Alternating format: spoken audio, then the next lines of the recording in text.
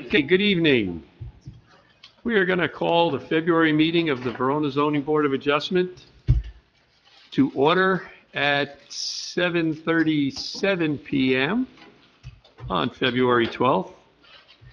Madam Secretary, would you please stand and join me in the Pledge of Allegiance? I pledge allegiance to the flag of the United States of America and to the republic for which it stands, one nation, under God, indivisible, with liberty and justice for all.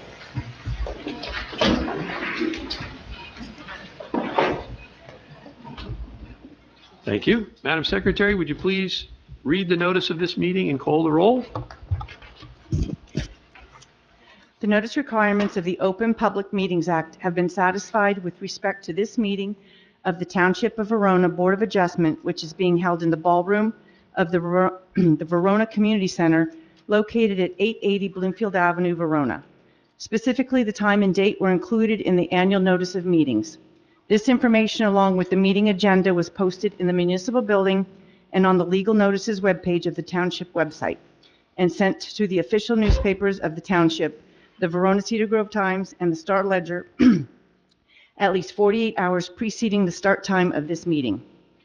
The agenda and public handouts for this meeting can be viewed online at the Township's website.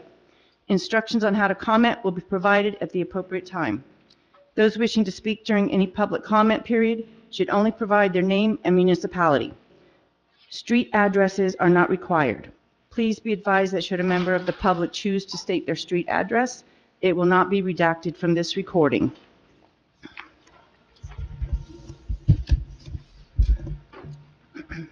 Mr. Tully? Dr. Rees? Here.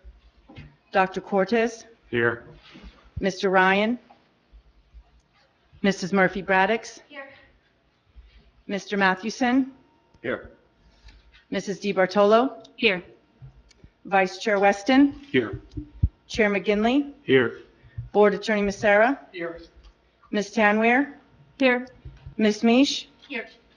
And myself. Let's start with some general information, which most of you should be familiar with. This board deals with the issuance of variances from the Verona zoning ordinance.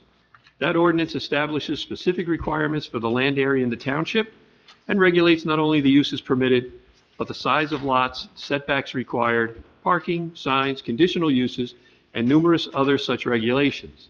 An applicant is never entitled to a variance. Applicants must meet specific criteria contained in the state municipal land use law by satisfying certain legal standards of proof. The burden is on the applicants to show that they should be granted the specific relief requested.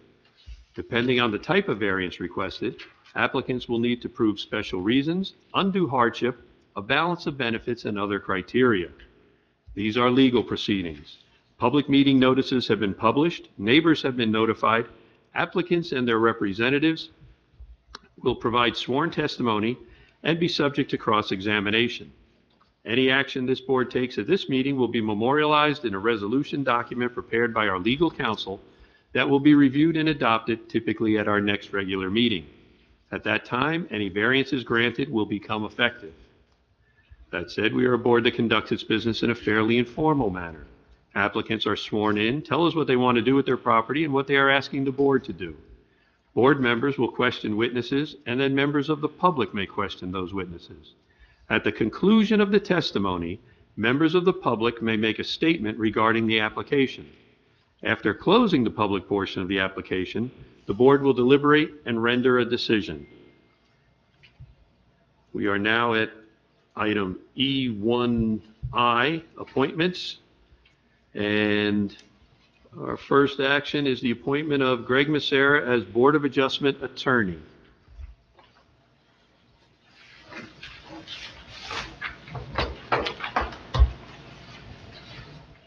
You okay with that? Oh, I'm sorry, I didn't know you were asking me. I thought I actually, yes, please, I'd love to continue. I thought I got appointed last month. There's the other board. That was the other board. All right, for the record, we do need a motion and a second and a vote. I'll make a motion to approve the appointment of Greg Mascara as our Board of Adjustment attorney. Thank you, Scott. I'll second. Second. Okay. And all in favor, say aye. Aye. Any opposed? Oh, much better than the last. So I was waiting for the seventh person. That's it. Wait. Okay, item F, resolutions. Resolution 2026-03, we just took care of. That works. Resolution 2604, 24 South Prospect Street. This was granting the approval to change the single-family residential garage into an office space with a home occupation with an additional employee.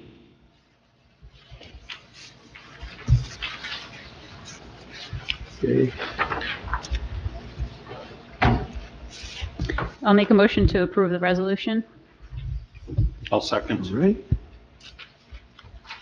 Okay, all those in favor, please say aye. Aye. Any opposed? Any abstentions? Thank you. And Resolution 2026-05. That was the application to approve the installation of a wall-mounted mini-split on the southwest side of a house. I'll make a motion to approve Resolution 2026-05. I'll second it. All those in favor? Please. Aye. Any opposed? Any abstentions? All resolutions approved unanimously. Minutes. Everyone should have received a copy of the minutes. They were extensive, so I hope everyone took an opportunity to read through them.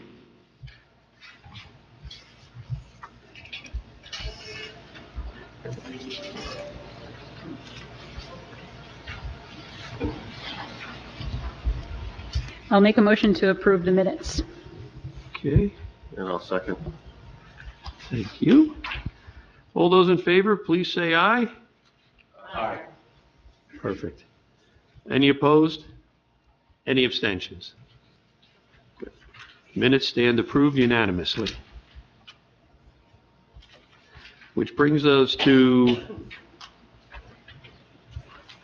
new business, which is actually old business. The application 2026-03, which is for 21-25 Grove Avenue. Case was heard at our January 8th meeting. Testimony was given, and the case was carried to today's meeting, February 12th. Counselor, welcome. As you know, my name is Robert Gassion. The firm is Gassion Pomaco, 1 Boland Drive in West Orange. I represent the applicant in this matter, Abbasi Construction LLC.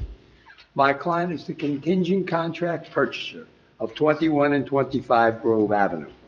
There's an application seeking preliminary and final major site plan approval and associated bulk and use variance relief.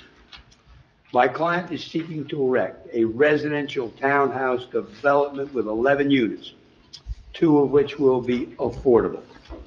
The property is located off Bloomfield Ave in a C2 professional office and business zone, and the proposed residential townhouse development is not permitted in that zone. As I'm sure you recall, this application was commenced last month.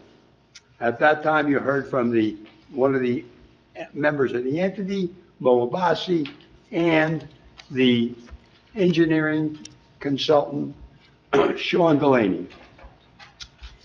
As a result of the board comments, a number of changes were made to the plans, and revised plans were submitted more than 10 days prior to this meeting. Tonight, the first witness will be Sean Delaney again to review those changes. After Mr. Delaney, the property owner will testify, and then the architect. Then the final witness will be Mike Petrie, the planner. I'd like to call my first witness for tonight, Sean Delaney. Good evening.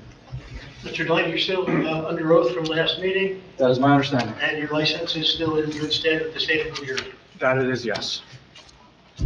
Mr. Delaney, would you please describe the modifications made to the site layout, mainly as a result of comments made by board members? Absolutely.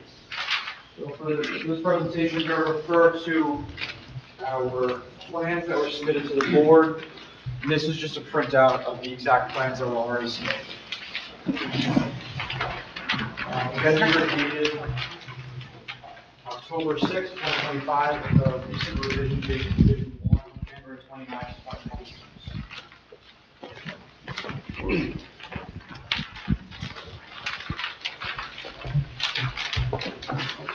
As Mr. Gassion noted, You don't need the mic if you're there. That's just when you're I'll standing. stay here for a second. Just turn that on. I'm sorry.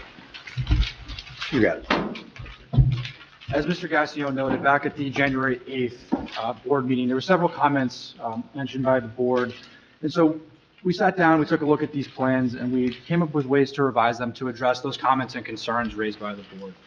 So the first thing that we looked at was revising the plans to shift the proposed townhouses away from that existing single-family house just to the north of our site. In addition to that, we looked at providing a refuse enclosure on site so that the garbage cans weren't stored inside of the residential units. We also looked to provide a turnaround at the rear of the site. So as Mr. Gassion noted, we're still calling for the construction of 11 three-bedroom townhouse units. We're just slightly shifting the locations on site. So drawing your attention to the northern cluster of buildings, we're proposing 5 townhouse units along that northern side. And we shifted it toward the rear of the site. And we also relocated one of those northern units to the southern side of the site in that southern grouping. So that grouping increased from 5 units to 6 units. In addition to moving those units back and away from that existing single-family home, we also removed the decks from those front 2 units noted as units 1 and 2 on the plans. And with these modifications and pulling the townhouses and the decks away from that home, the closest deck to the existing single-family home is now approximately 51 feet away. And it's really in line with the existing detached single-family garage that exists on the neighboring property to the north. So by shifting this portion of the building to the rear, we've increased our front yard setback quite dramatically from 21.3 feet all the way up to 60.1. Because that northern property line kicks away from the site as it goes to the rear, the side yard setback also increased slightly from 11.6 feet to 12.9. But we did reduce the rear yard setback down to 27.8 feet, where again, 50 feet is what's required in this zone. Focusing our attention quickly on the southern building, we're still proposing to maintain the 20-foot front yard setback and the 15-foot side yard setback, both of which are compliant. As I mentioned, we took one of those northern units and shifted them to the southern, which decreased our rear yard setback on that particular cluster of buildings down to 18.4 feet. Overall, the number of units has stayed the same and the size of the units remains. So the building coverage also stayed the same at 31.9. Can you describe the changes to the proposed parking and circulation? Absolutely. So with respect to the parking and site circulation, we made a few modifications to address the comments from the board. Mainly what we did is we flipped the parking layout. Previously, it was at the rear of the site. We took those 4 visitor spaces and put them up to the front. This allowed for a couple of things. Number one, as visitors come to the site, they're more easily able to find those visitor parking spaces without having to go all the way to the rear. And it also provides the ability to include a refuse enclosure just at the eastern end of those northern buildings. And that striped space that you see on the plans in front of that refuse enclosure is our turnaround space. And that was provided to allow for vehicles to turn around on site. It was really designed for small delivery trucks, Amazon, UPS, Postal Service, and ambulances to turn around. In keeping with the previous version of the plans, the main drive aisle width still varies. So between the units, it's still 20 feet wide. And as we get closer to the front of the site where the parking spaces are, it widens out to 24 feet. With respect to the number of physical parking spaces, we're proposing 33 physical spaces. 20 of these are located within the garages themselves. We have 9 two-car garage units, and then 2 one-car garages. We have 9 parking spaces under RSIS regulations in front of the garage, the 6 garages on the southern side, and then we have the 4 surface parking spaces at the front. As I testified to last time, we still have our EV credit. By providing 4 EV spaces, we get an EV credit of 3. So under the EV regulations, we actually have 36 parking spaces, where 27 is what's required under RSIS. In order to accomplish moving the parking to the front, adding the refuse enclosure and that turnaround area, we had to increase the impervious coverage on site ever so slightly to 64.9%. We're still below the 65% allowable, and it is still a reduction from the existing conditions. Are there any changes to the grading, stormwater management, or utilities? The general grading patterns, stormwater management patterns, and utility patterns are all still in keeping with the prior version of these plans. We still have swales along the northern and southern property lines to pick up stormwater, so no water will run off onto those adjacent properties. They're still being collected through a system and piped to the existing inlet at the back. Last time I talked about how we had a retaining wall along the northern side and a retaining wall at the rear of the property. Those retaining walls remain, and they still have a maximum height of 4 feet. We understand that this is a major development, so we understand we still have to comply with the water quantity and water quality reductions, and we'll do that as a condition of approval should the board approve this application. As I'm sure you recall, there were some comments about the landscaping. Would you again review the proposed landscaping? Absolutely, yeah, there was quite a few comments based on for the landscaping, comments from the board, the Shade Tree Commission, as well as the Environmental Commission. So we put together a more robust landscape plan. I'll flip over to that.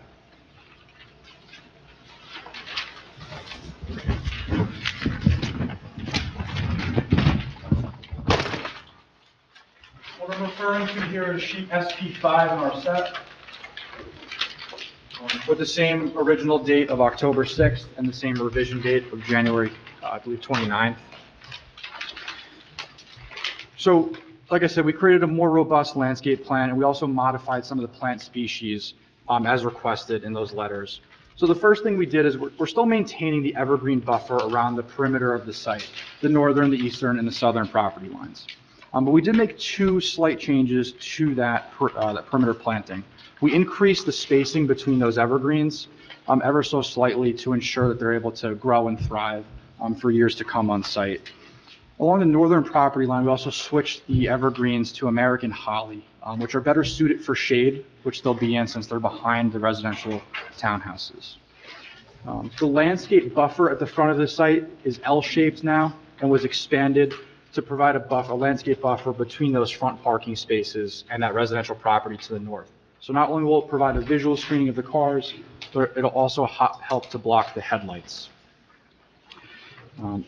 Along the main drive aisle of the site and those landscape islands, we provided additional low plantings, including boxwoods and some additional ground covers to create a more fulfilling landscape plan in there. So again, this plan proposes 107 new trees, where 22 are required under the ordinance. And I think one of the really nice parts about these modifications is that there's an existing oak tree at the front of the site, has a diameter of 32 inches. Because we flipped the townhouses and the drive aisle was able to move over, we're able to maintain that existing tree now, which will be a nice feature. And the last thing I'll point out in these plans is we include 2 snow stockpile areas on the site. One is just in front of the 4 parking spaces at the front of the site, with another small stockpile area at the rear. As a result of some of the changes, I think you had to change the lighting a little bit. Would you review the changes or the proposed lighting based on changes that have to be made? Absolutely. So we're still proposing post-top mounted fixtures at 15 feet high. We had to add 1 additional fixture to light that front parking lot. Again, all of the lighting is still facing inward toward the site. All of the lighting still has backside shields. The lights are still on dusk to dawn timers, although we have included an additional timer. The applicants want to include an additional timer so we can dim the lighting to security levels after 11 p.m. Until dusk, so the lights are reduced in the late evening. Now, are there some turning templates in question here?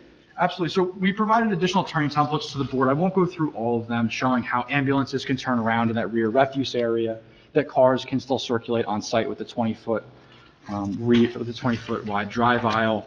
I also showed that the fire truck and delivery trucks can access the site. I did include one additional turning template for tonight's meeting. This was not included in the set submitted to the board. So, okay, I guess you want that, what is that, 8, please? I think 3, did you say?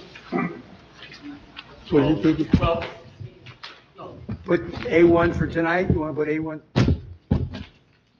oh, the other 2. You have to hold this one. We were at 10. Oh, I'm sorry about that. I thought- So we're A10 now, Davey, or A11? This one's A11, my apologies. I have 812. Do you have TM5 for the ambulance turnaround as 11? Oh, no, I had only 10. Okay, so okay, so we're at 12. We're at 12 then. A12?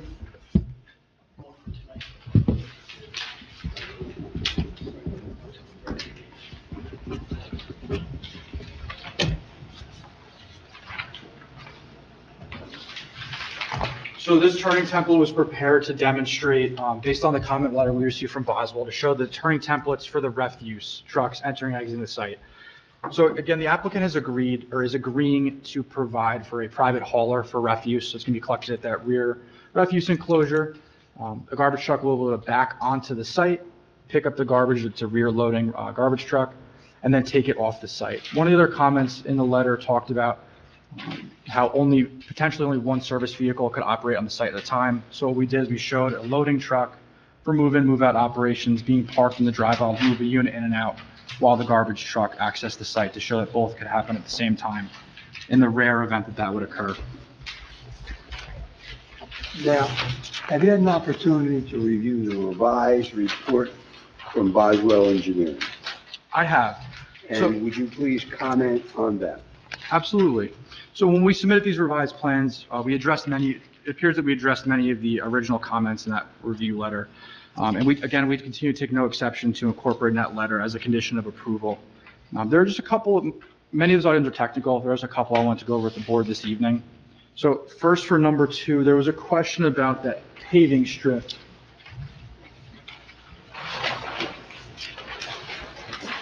That we're providing between units 2 and 3.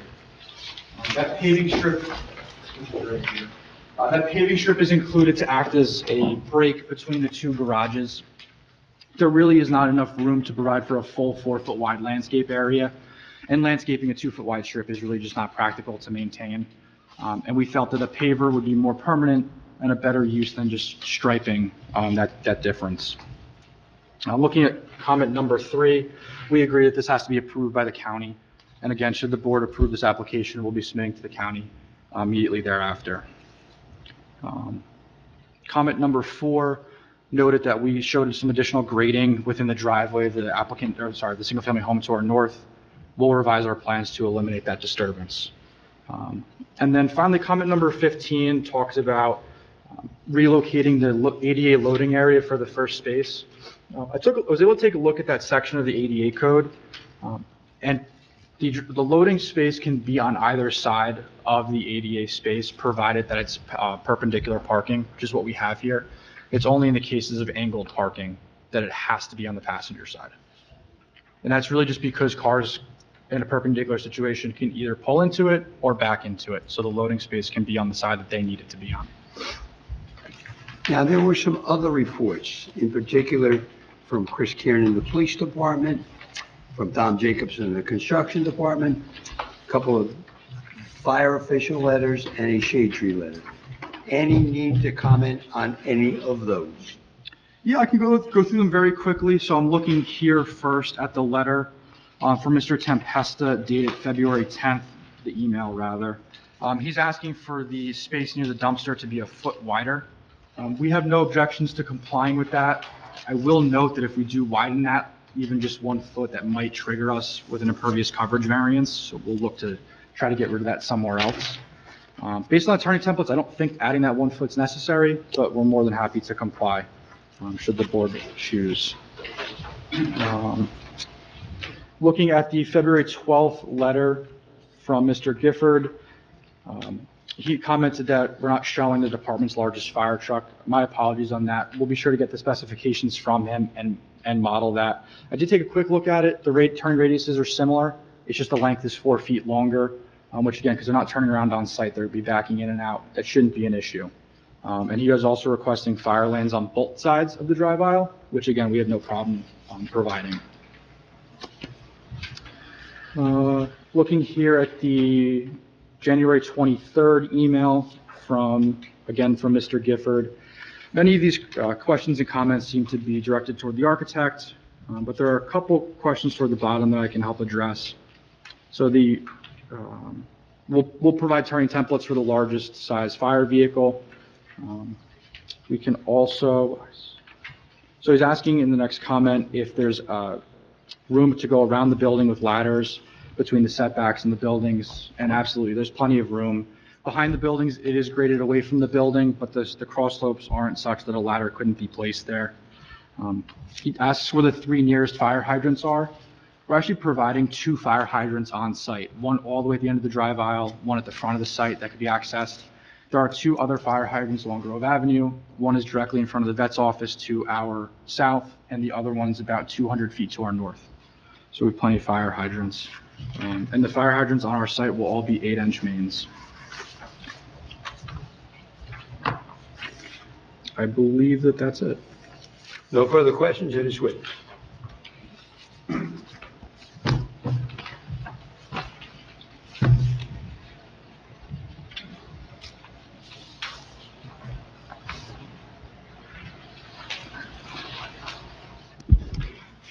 A couple questions here.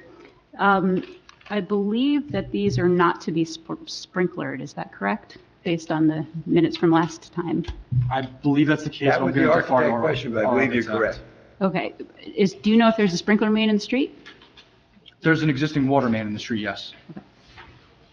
Okay. Can you go back to the exhibit with the truck turn? Absolutely.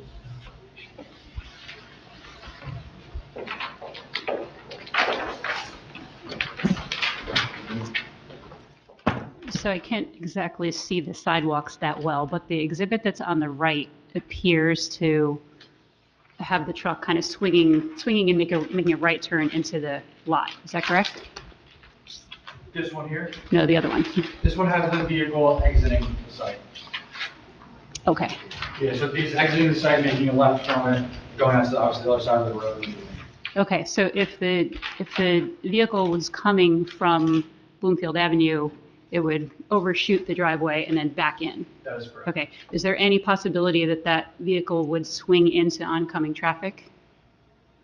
It depends on if there's cars parked here, so that, assuming the refuse comes early in the morning, there should be ample room for them to back up using those spaces into the site without going on the other side of the road. If there are cars parked there, then it would swing out to the other side of the road in order to back up. Okay, because depending on the time of day that happens, that could be a giant mess. Fortunately, with it being a private hauler, we'll be able to coordinate timing so that that's not an issue.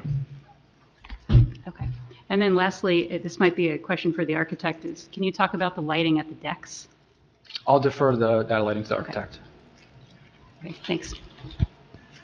While we're looking at turning movements, it appears that all of your trucks cross a double yellow line in the center of Grove Avenue to make those turns. So that would be that they're going to be confronting oncoming traffic, correct? Correct, for the turning templates presented. So cars coming in and out of the site aren't going to have that issue. A fire truck would, but again, that would only be during an emergency. They'd have their lights on. Same with an ambulance. As I just testified to the garbage truck movement, and then the loading for moving trucks would have to use the oncoming lane to back into the site. But again, there's only 11 units here. That would be an exceptionally rare movement after the units are initially filled up.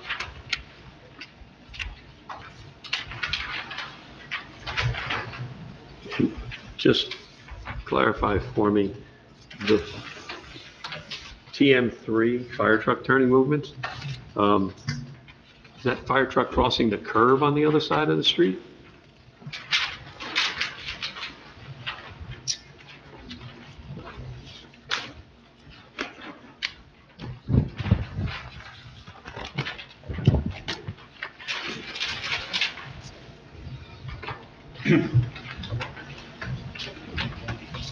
Yeah, so the way that we designed the turn templates, assuming this is an emergency, the fire truck is going to pull into the site because they're not going to waste time backing into it. So yes, as the fire truck is backing up to leave, they'll back out into the roadway, crossing the double yellow line. The back of the truck will overhang the curb on their side, but the tires won't go over it. And then it'll proceed forward.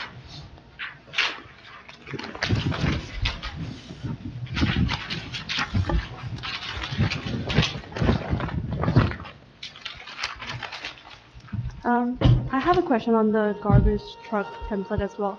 So I know you mentioned that the truck is going to be backing in. In terms of safety, the site is approximately, I believe, 200 feet, around that deep. The existing site, yes. Yes. So that truck, in terms of safety, is going to be backing up 200 feet to go to that trash enclosure. Could you talk a little bit about that? Yeah, absolutely. So again, with this being a private hauler, we'll coordinate the time of day that the trucks come. Typically, for a townhouse development like this, we would expect to coordinate that for early in the morning pickups, when there's not a lot of people moving into and out of the site. Most refuse trucks are all equipped with backup cameras at this point, and they all have backup alarms, which is required. So I wouldn't expect safety to be an issue. As they're backing into the site and they're pulling onto Grove Avenue, they'll be able to see the sidewalk to see if there's any pedestrians in their way before they go to back up. So I don't expect that to be an issue. What times are you proposing for the garbage and refuse? We haven't coordinated an exact time with the refuse hauler yet. If that's important to the board, we can work with one to get some timing. I happen to know that 5:30 is the time that we start here in Verona. Sometimes it's more like 5:10. I can imagine that being extremely frustrating if it was the case here, in which case that might open a can of worms with some of these residents. And obviously, we don't want anything happen between 7 and 10 or something like that, but it might be more tricky to solve than we think.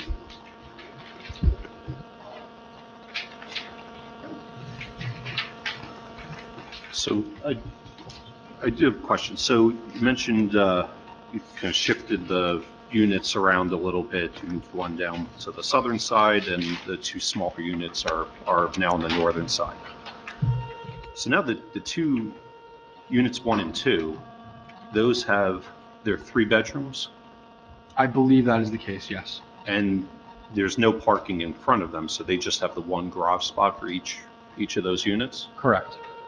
So if there were, against 3-bedroom townhouse, if they have 2 cars per unit, you would think that they would use up 2 of the 3 potential outside spots?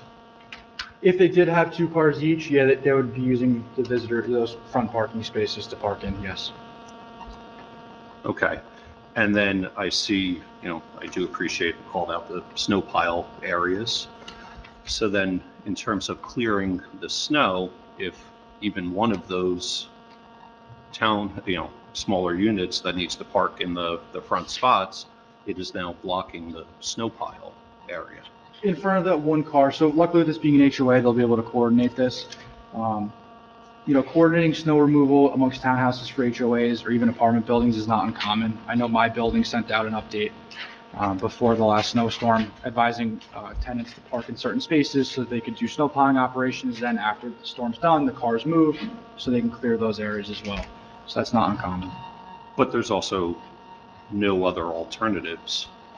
So it's not like you could say, like, if you're in a bigger complex, you'd be like, okay, move your cars into the visitor space or this, or the, call it the far end of the complex. There are no other alternatives.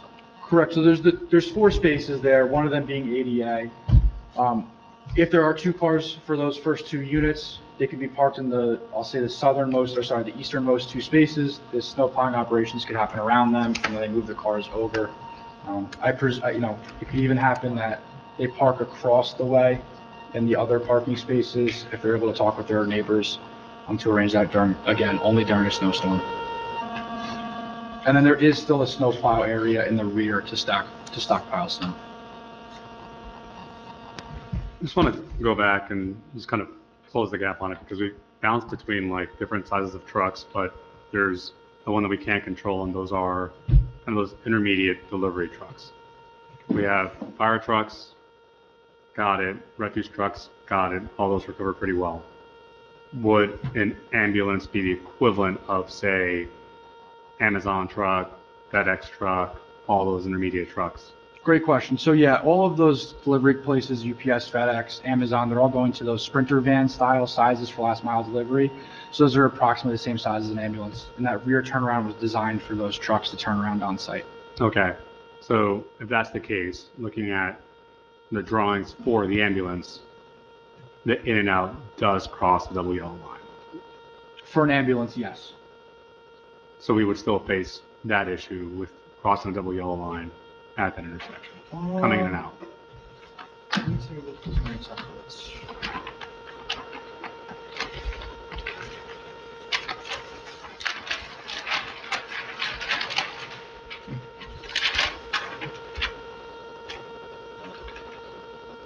Yeah, we could take a look at that. There's space there because what we did, if I go back to sheet SP3, our layout plan, we included a very large striped area at the front of the site. So if we utilize that as we turn into it, we'll be able to get the turn into the site without going in across the double yellow line, turn around the back area. And then again, doing the same thing, even if we make a left out, we'll be able to do that without going across, well, obviously make a left to go across it. And we'll be able to use that to make the right as well. So we can provide those turning templates. Okay, thank you.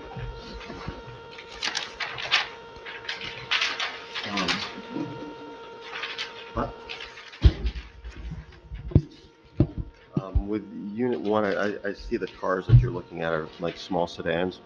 And that sedan seems like it's getting close to the curves. Have you tried any of the SUVs or pickup trucks to see if that would work, especially in Unit 1? It's a great question, and it's those turning templates are a little deceiving to look at.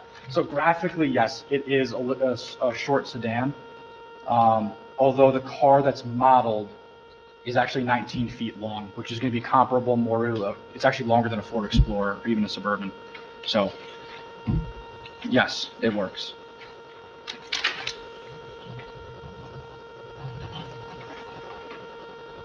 The proposed ADA space that's located on that's proposed, in terms of safety, it being located that close to the driveway, do you think it's going to pose any issue? It's a great question, and as we designed that front parking lot, that's exactly what we looked at. I didn't see that Verona had any standards on the relation of that first space coming into a site from the right-of-way line, but Essex County does. Essex County requires 20 feet from the right-of-way line, again, for that safety factor, and that's what we're complying with. And we actually have 30 feet if you measure it from the curb to the first parking space. So I would not expect that to be an issue.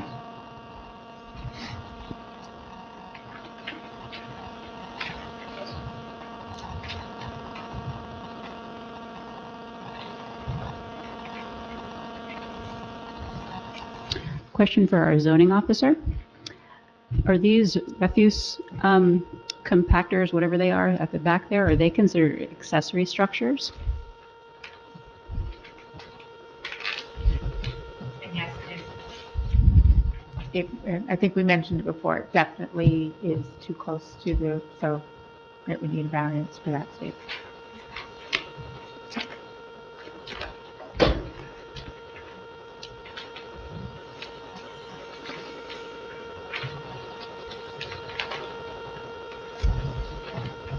Also, just going back to Boswell's report, there was a portion of it that was regarding the tree removal. Just for the edification of the board, the more than 2 live trees coming down require planning board approval normally, but because this application had the use variance, everything has to be heard by the Board of Adjustment. So where it says that a tree removal permit would be submitted after the approval, this board actually has to make the determination and approve the landscape plan. The only thing that would come after the fact would be the mitigation to meet after the fact, which I think I calculated is like $8,900 for the mitigation. But the board itself has to approve the landscape plan and the tree removals and the tree replacement. Kathleen, I'm sorry. What would come afterward? I misunderstood you. It would be the fees that would have to go in for the tree fund for the year.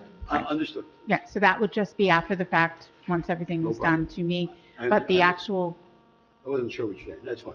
That's acceptable. yeah, so then the actual just approval, I just want the board to know, would not be to me for a tree permit. It would be decided with this application. So you just mentioned something I wanted to clarify, and actually had a question about why is this in front of us instead of the planning board? So this is because of the use Because of the variance. use variance, right.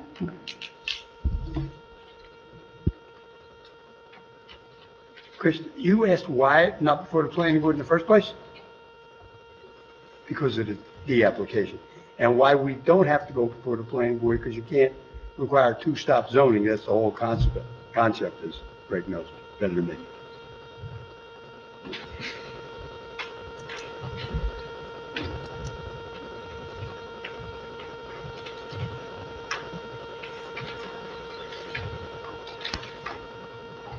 So what you're saying is we should take a closer look at the tree replacement plan to determine that we're very happy with the way it's going to be done and approve that, and take a second look at the landscape, or? Well, the landscape plan, the tree mitigation plan, right, one and the same.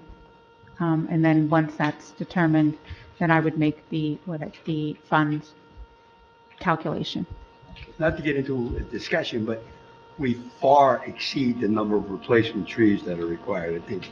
Remember the number? It's 107 where 22 is 27 required. or something. 22 required.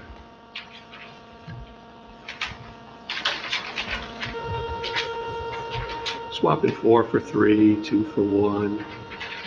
We should understand.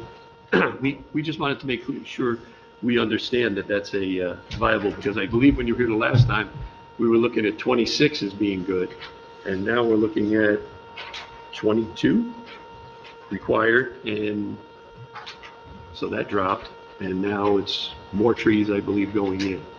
I don't Can you believe the summarize? overall number of proposed trees increased because we actually increased the spacing of the perimeter evergreens. So the total number of proposed plantings reduced slightly. I can get that number for you if you need it. And then, yes, you're right. The required replacement did go down, and that's because we're now saving that existing oak tree at the front of the site, which is a very large tree. I think it had a 4-for-1 replacement.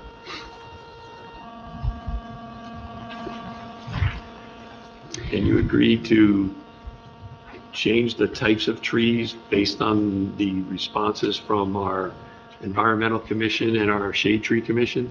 So these plans already included those revisions. If they have any other species changes that they would desire, then we can absolutely work with them to comply. Can you clarify the existing trees that are on the site now versus the new trees that are proposed? And the reason why I bring this up is just before I was driving by the Camco site here. That was all heavily wooded, and it was presented as if the landscape plan for this new complex was really robust. And yet, those are brand new trees, so they're tiny. They look like sticks right now, compared to what they were before. Was like a heavily wooded area. And it was just to kind of keep that in mind, as the time hasn't happened yet with these trees. I'm sure there's a size requirement. I didn't look at it, to be honest with you, with regard to replacement trees. You can't put a tiny little tree in. Correct. The replacement trees in Verona, I believe, are required to be at least 2.5 inches of planting diameter. Okay. I believe we're exceeding that, going to 3-inch diameter trees. For the tree, yeah, between 2.5 and 3-inch diameter trees. The deciduous ones and our evergreens will be between 6 and 8 feet of planting. So it'll be fairly substantial. Most of the site has a lot of sun, so they'll grow fairly quickly.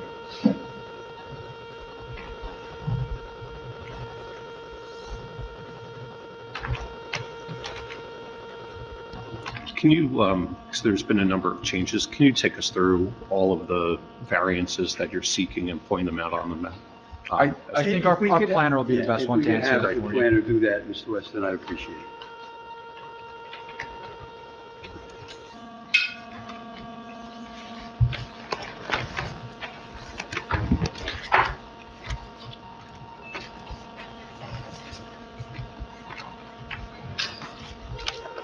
to answer the question before, there was 150 trees on the prior landscaping plan being proposed.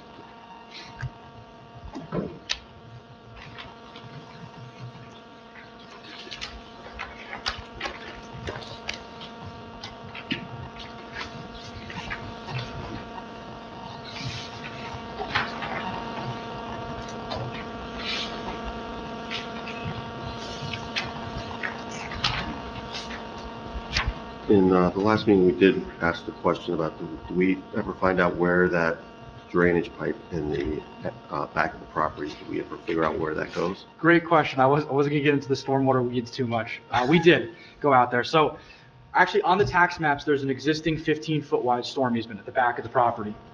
And that storm easement comes up the back and actually goes up to the north through the rear of those existing houses, actually goes up to the church and then cuts over to the street where it ties in. The applicant actually had a contractor go out there, clean out the line, take a look at it. The survey that was provided to us showed it as an 8-inch pipe. We believe it's actually closer to a 15-inch pipe, so it's much larger than we originally thought. So we did take a look at it.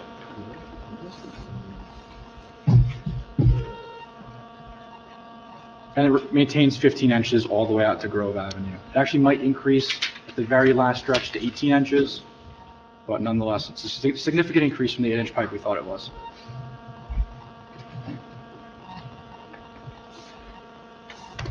Chairman, can I call my next witness or any other? Hang on, Counselor. Do we have anybody else from the board that would have a question of this witness? Our engineer? Seeing none, is there anyone from the public who would like to ask a question of the engineer on the testimony that he's presented this evening? Seeing none, Counselor, Thank you. back to you. Jonathan Goldstein.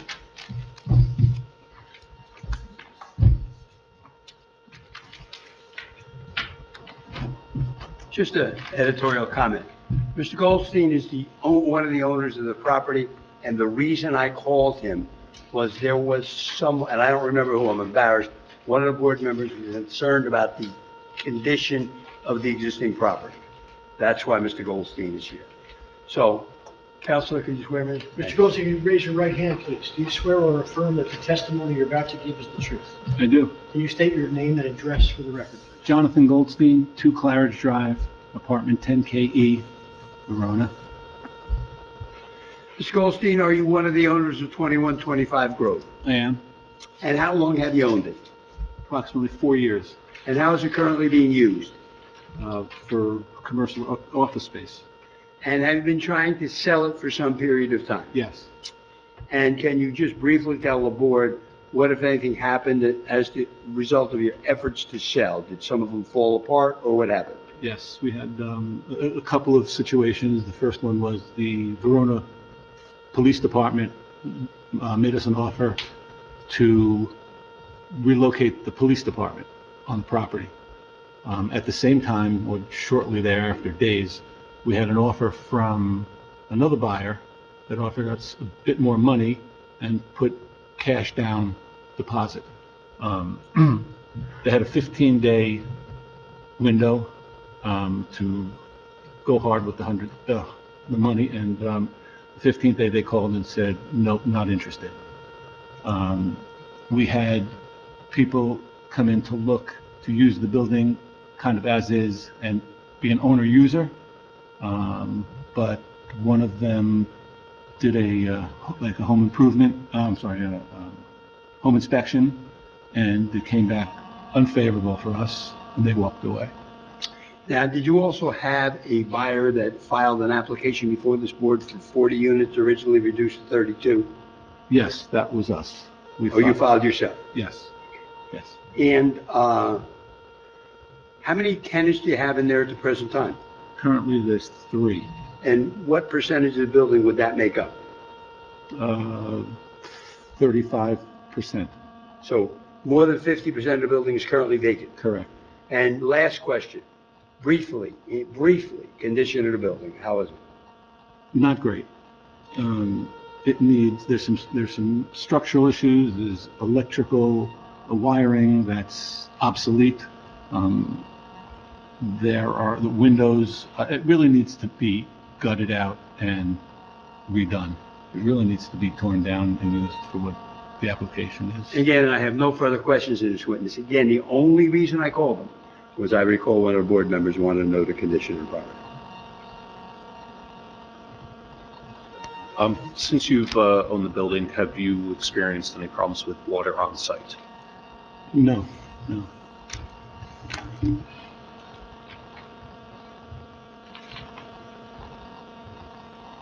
And these are both buildings, right? You own both of Yes, them? yes. And there's 9 potential tenants between all the, I'm sorry? there's 9 potential tenants then? You said that you had 3 tenants and 35% were Okay, yeah. occupied? If that's the math, yes. Okay. Which we have not been able to fill any of those vacant spaces for. One of the main spaces, it's more than a year and a half. And one of the spaces that there was a tenant cannot be rented to anybody. They happened to be there when we bought the property and worked for them, but it doesn't work for anybody else. And recently pipes broke and there was a tremendous flood in the building. And that's where we're at.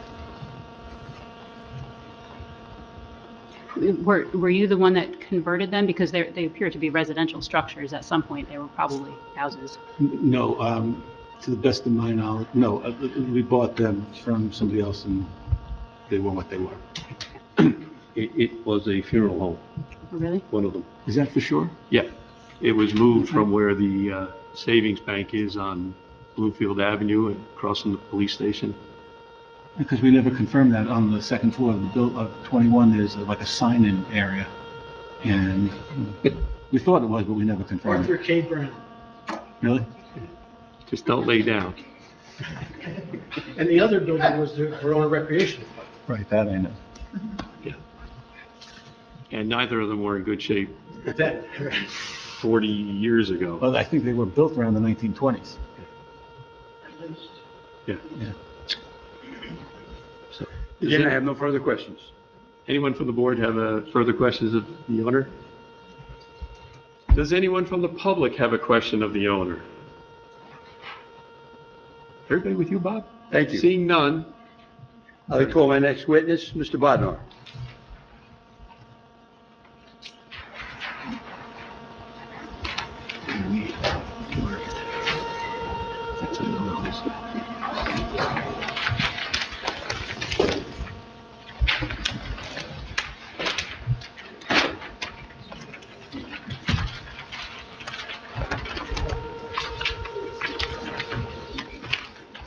Kathleen, before we get started, hear that noise?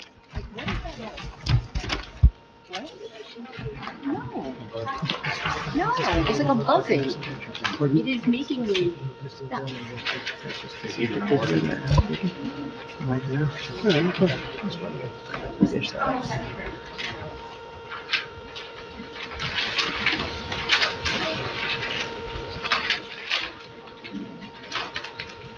Okay. Period. You don't want those on existing? No, Okay, the pictures of it. nothing. Okay.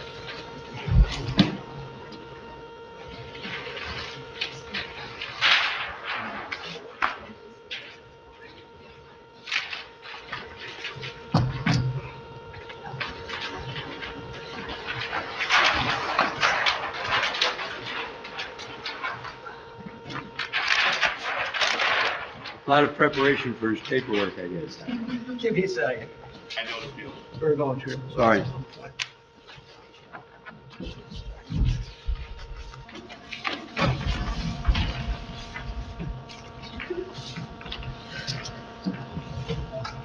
Counsel, will you swear my witness in, please? He appears to be ready. Yeah, I'll be ready. I guess I was presumptuous. Could you state your name and address for the record? Yes, hello, my name is Russell Bodnar, B-O-D-N-A-R. I reside at 52 Long Hill Road in Long Valley, New Jersey. I am a licensed architect. Hold on, now I have to swear. Mr. Bonner, do you swear or affirm the testimony you're about to give is the truth? Yes, Thank Mr. you. Bodnar, what is your occupation? Where do you have your office? yes, I actually have my office at my home in 52 Long Hill Road in Long Valley, New jersey. I'm a licensed architect. I've been a licensed architect since 1999, 95. I've been in my own business since 1997. I've appeared in several boards before. From what school did you graduate? What degree did you obtain? I graduated from Pratt Institute in 1990, and I have a Bachelor of Architecture. And you said you're a licensed architect. Your license is current, is that correct? That's correct. And have you had any experience previously with regard to similar buildings? Yes, I have. Have you testified previously before zoning boards and planning boards? Yes, various ones all throughout New Jersey. And you were accepted as an expert in the field of architecture on each and every occasion? Yes. Mr. Chairman, I submit that my witness, Mr. Bodnar, is qualified as an expert in the field of architecture. Anybody on the board have anybody on the board have a strong opinion one way or the other?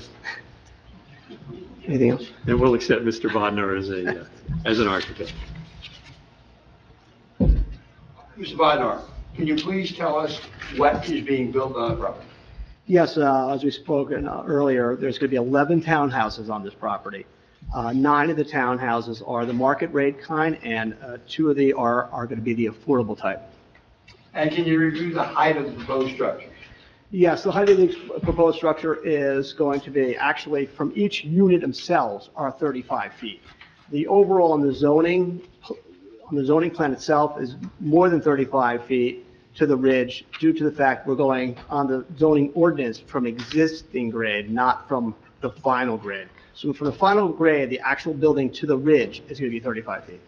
Now, as a result of comments made by board members at the last meeting, did we try to make some changes to accommodate them? And can you review what changes were made to the plans? Yes, I can. We had made some drastic changes from the original submission. We relocated 2 of the affordable units from the rear of the property on the left-hand side, which is I guess it's the northern side, to the front of the lot. So this way they'd be closer, because we then switched the secondary parking to the right-hand side of the lot. So all the market rate units on the right-hand side of the lot, which is now 6 of them as opposed to before, there were 6 of them on the left-hand side. We have 5 now units on the left-hand side. There's parking in the front of our development now that we can do, since we are now putting the 2 market rate there, so the parking will be exactly adjacent to those 2 units. Can you review the layout of the proposed units and review what the square footage will be if this is approved? It's on. It's on, okay. Hi, guys. Yeah, okay, as we look at each unit here, if we go to the plans, as we can see here, these are our 2 affordable units. The rest of them are the market rate units. As you can see from our actual plans, which is actually on ZN2, our floor plans consist of the market rate type and then the affordable type. The affordable type have 635 square foot per floor. There's 3 floors in the affordable, and it's 1,905 square feet for the affordable. There are all 3 bedrooms. There's 2 bedrooms on the upper level, on the 3rd floor level. On the 2nd floor level, which is the main living room level, is a living room, kitchen, and a powder room. And on the lower level, there's actually a garage space, a 1-car garage, a full bath, and a bedroom in the rear, which is like a bedroom rec room. We kind of left it as an open area that could be a bedroom or a rec room, and it could just still be a 2-bedroom. So it could be a 3 if the person wants. It could be since we are thinking of, we're selling these as a saleable thing, we can schedule them up as 3 bedrooms, or we can schedule them as a 2-bedroom with a bedroom/rec room in the 1st level. As we can see here, if we go to the actual market rate ones, which I show 2 of them on the top because there's an N unit and the market rate. There's also going to be an N unit now on the other ones, but just has a couple windows. The upper ones are 964 square feet per floor, and they're 2,804 square feet. And those units have 3-bedroom again. All 3 bedrooms, though, are on the 3rd floor plan. The main level main level has a living room, a dining room, and a kitchen, and a deck off the rear. The first floor level has a two-car garage and a rec room directly behind there, which could be used as an office or a rec room, or wherever somebody wants to use it for, and a full bathroom on that level as well. I think you should now go on to the exterior of the building. Okay. If we want to take a look at the rendering, I don't know if you guys have this. We should probably mark this as an exhibit. This is I don't know, I think we did some last time, A2 or A3 last time. I don't remember where we were at in our numbering. I think we were probably A3 at that point, right, guys? Okay.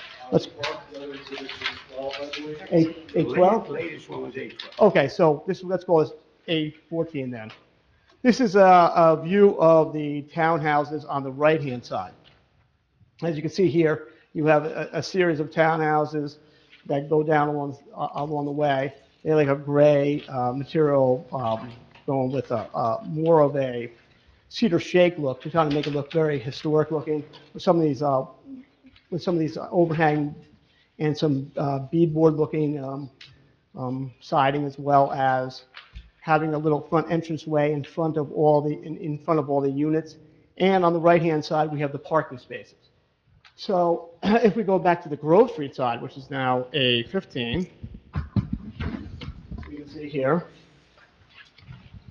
that this is the Grove Street section.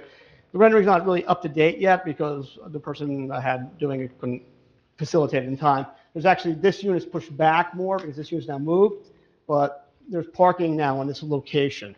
And these now cannot have parking on this location any longer. So there's no parking in front of those bays.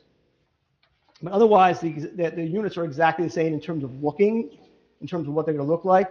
As you can see on the facade itself, you have this like bramble roof element in the front with a series of different materials.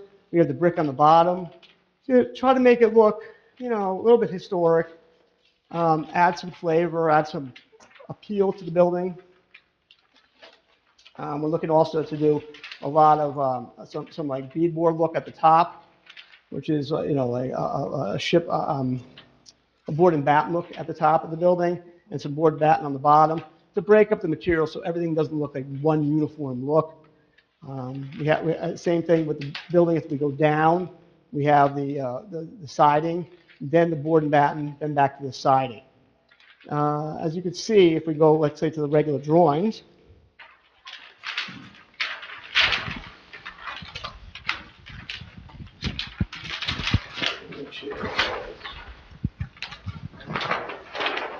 which is this shade here. As you can see, this is actually what the Grove Street architectural plans look like, the Grove Avenue plans look like. So you actually have the two buildings on one side or the other, a mirror image of each other. On the left-hand side, you can see, though, in the first unit, at the affordable, there is no deck. There's no deck at the affordable units. So on the first two ones on the affordables don't have decks. On the other ones, they have decks on all the market rate units. So as you can also see here, we do have a rooftop deck, which I spoke to, but I can actually show you the plans again. There's a little bulkhead at the top. This bulkhead facilitates just going up to the roof deck. I try to make that part of the cultured stone look up there. So this way you can access it. It kind of still looks like a little bit more of a chimney. I didn't want it to like kind of look like the building. I wanted to kind of look like a chimney on the building so you can access the roof deck from that. It still has a chimney feel. And if you look really at the plans themselves, at the rendering, which is more of a 3D representation, you can barely see those actual roof deck enclosures that we go up to the roof deck for. And actually, as you see here, like I was saying earlier, from the peak to the base is 35 feet. The reason it's a lot higher and stuff is because we have this roof actually staircase that goes to the top at 38 foot 2 inches, So, and if you fool around with the grades like we have been, in terms of the grading, we're taking from the existing grades, that's how we get to the 44 number. So that's really where we're getting to our height problem with this building. Because right now, at the roof itself, from each of the buildings itself, is only really 35 feet in overall height. Yes, it's 3 stories. It's not 2.5. It's not 2.5 stories. It's 3 stories due to the fact we need the, obviously we have the garage space on the first level, and we're using the rest of the space accordingly on the way up. Mr. Chairman, I have no further questions here. I think the architect's completed his testimony about the building. I remember somebody did ask last time about the railings. So the railings are actually going to be like a white, like standard type, vinyl type railing with pickets and stuff. So I just want to make sure somebody knows what that was. With the top parapet for the outdoor area on the roof, Yes. is that like a 42-inch wall, or are the railings? It's actually a railing on the back. So if we go to further along, if we go to the rear of the property, there's actually, like, you can see the bulkheads, and then there's a little bit of roof sections in between anyhow, so we have a little bit of privacy. And then you can see the railings themselves are actually, since it's a residential home, it's actually 36 inches high, because we don't have to do the 42 because it's a single-family residential home. So these railings are just a standard vinyl white cladded railing, which is also on the roof deck, on the decks themselves. So that's really basically what we're doing. And on the rear, it has not as many combinations of materials. We have basically just the siding, which is just the vinyl cedar shake siding. And I put 2 different colors in here in case you guys were thinking, instead of just having the one color gray, we want to mix it up. We could always mix up the buildings with different colors. Could someone walk from one deck to the other? No, not here. You can't walk from one deck unless you get like onto the roof. So if we go back to the plan itself, these roof decks actually have like a 4-foot section between roof decks. Right here is the staircase coming up. The roof deck is 267 square feet. The other roof deck on the smaller unit is 204 square feet. And it's just a little bulkhead that comes up that brings you to the roof deck just to add more exterior space. I mean, right now, our affordable only has no deck because there was people were asking if we could have issues with the neighboring. The only actually residential neighbor we have is actually on that side of the building, which is down here. So we felt like, you know what, by moving everybody back, that house sits around this location itself. So by having these two not have any decks, which these are the closest we had in proximity to that house, we're not actually overlooking them at all. So the one back here, so look how far away this is from that. It's got to be like 130 feet from their house, from this actual deck to their home. So that's just some of the changes we kind of made to incorporate a lot of the feedback, the testimony you guys were, the feedback you guys were giving us last time. Could you talk a minute to the handicap adaptable system? Okay. Technically, since this is a townhouse, they're actually considered single-family homes. This is not an R2 project. A single family, each one has its own single-family building. It's an R5. So a townhouse isn't like an apartment building. You don't actually technically have to have handicap here. There is a federal law, which I kind of printed out last time. If you have a affordable house, affordable living situation, you're provided to have handicap for those units, but it would have to be a federally funded project. I kind of did a little bit of research on that. So in reality, this project really technically doesn't have to have handicap, but we did lay it out in a way on the floor plans for the low-income housing ones or the affordable housing ones that we did put that basement bathroom in, that we could make that an adaptable bathroom down there. And coming in, it's all adaptable as well. It's going to be on grade.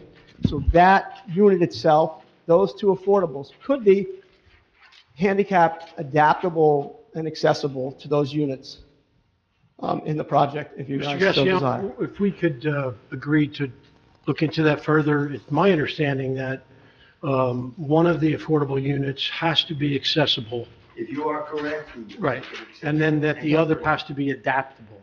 That's totally fine. Right, we'll have that, I'm sorry?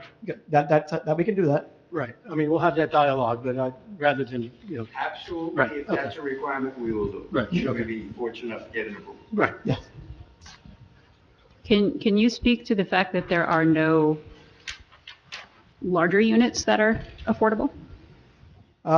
We did the affordable ones because what is a sale project? If this is a rental project, we'd probably do them all the same. But since this is a sale project, we did the two affordables at a smaller number to make it, more cost effective. That's why we did it that way. It's my understanding that there is no requirement to disperse affordable units amongst the project types, right? It's not like ADA when it comes to guest rooms in a hotel where you have to have equal amenities across the board. So for example, if you had 2 units that were affordable, you'd be required to do one of the larger ones and then another smaller one. But that is not the case, unfortunately, in the affordable housing world. Well, as you know, but our ordinances do not set a requirement. If they were rental units, and we were just having this discussion, if they were rental units, then there is a more restrictive and much more clear requirement of how units must be dispersed, how many bedrooms per each unit. But because they're for sale, the requirements are much more vague. As I recall, I am not an expert in that field, but as I recall, I was the attorney on the 460 units for K-Hop and Cedar Grove, and there was no requirement as to where they had to be. Well, I think that has changed. Since that time? Since that time, I believe. Well, I did one in North Cornwall about 2.5 years ago. All of them were together. Yeah, I know that there's now, I think, I don't know the current law. I would guess. With the 2 units and rentals, these appear to be fine. Yeah. In my view.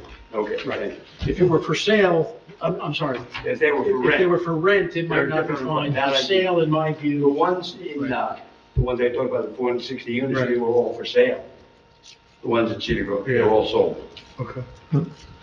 And so were the ones in North Cornwall, where there were 50 together, all for sale. Right. It's usually a discretionary thing towards a town. It's not like actually a state law. So in reality, each town can discretionary put what they want on terms of their affordable. Sale requirement, I had a state requirement too. But Yeah, there's state requirements in terms of some things, but not in terms of the type of unit. Discussion's over, we'll Okay. comply. All right, we'll comply. Based on what council said.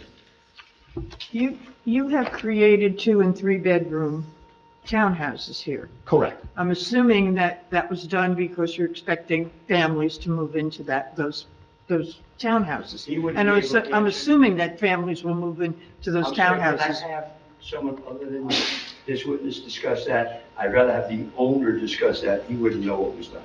Well, I'm wondering, my question is, I'm wondering, as you created this design, did you think in terms of outdoor areas, and can you speak to those?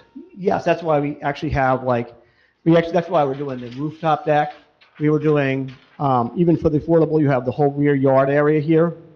And for the other ones, you actually have a rear yard and then a deck above on each of the market rates. And we're trying to get that rooftop deck to actually add more exterior space. Plus, we do have a little bit of space left over in the back of the building for, let's say, if you want to take your dog for a walk or anything you want to do with the dog, you can go back into those locations as well. And like from back here, it's very private back here. Like from the back of our building to the adjacent properties building, it's about 130 feet. Could you talk about I didn't hear that. How many feet do you have back there? Well, from our actual back of our building here to the adjacent properties back building, and there are also actually multifamilies back there, it's about 130 feet. That's a pretty decent distance. How much property do we have is the question. How much property we still have, was on the site plan. Is that all grass area? Am I seeing? Yes, this is all grass area back here. So we have about 20 something feet on one side, and we have about almost 30 feet on the left-hand side. But that area that's underneath the patios. Oh, the patio itself? That would not be open area for people to. Yes, we have 14 feet at the small ones, 14 by 28, and then on the right-hand side, they're all the same. They're 15 by 28. 15 feet by 28 is your rear yard on each of the right-hand sides. These here themselves are about 14, the affordables are 14 by like 19, and the other ones are 14, almost 15 by 28 on the other. But that's not private property. Well, I mean, now there's private property back there, is it not? Yeah, we can dress them up as private property for each of the townhouses themselves by putting in some fencing.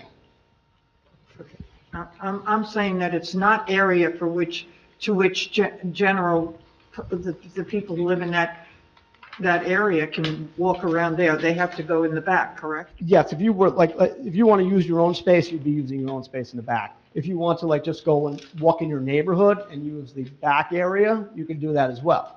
And then you also have, like I said, each building, each little townhouse themselves has their 200 plus square foot, deck on the top, and the regular affordable ones have a 10 by 10 deck on the first floor level. So I'm trying to build a lot of outside space. I do a lot of apartments and stuff, and a lot of building.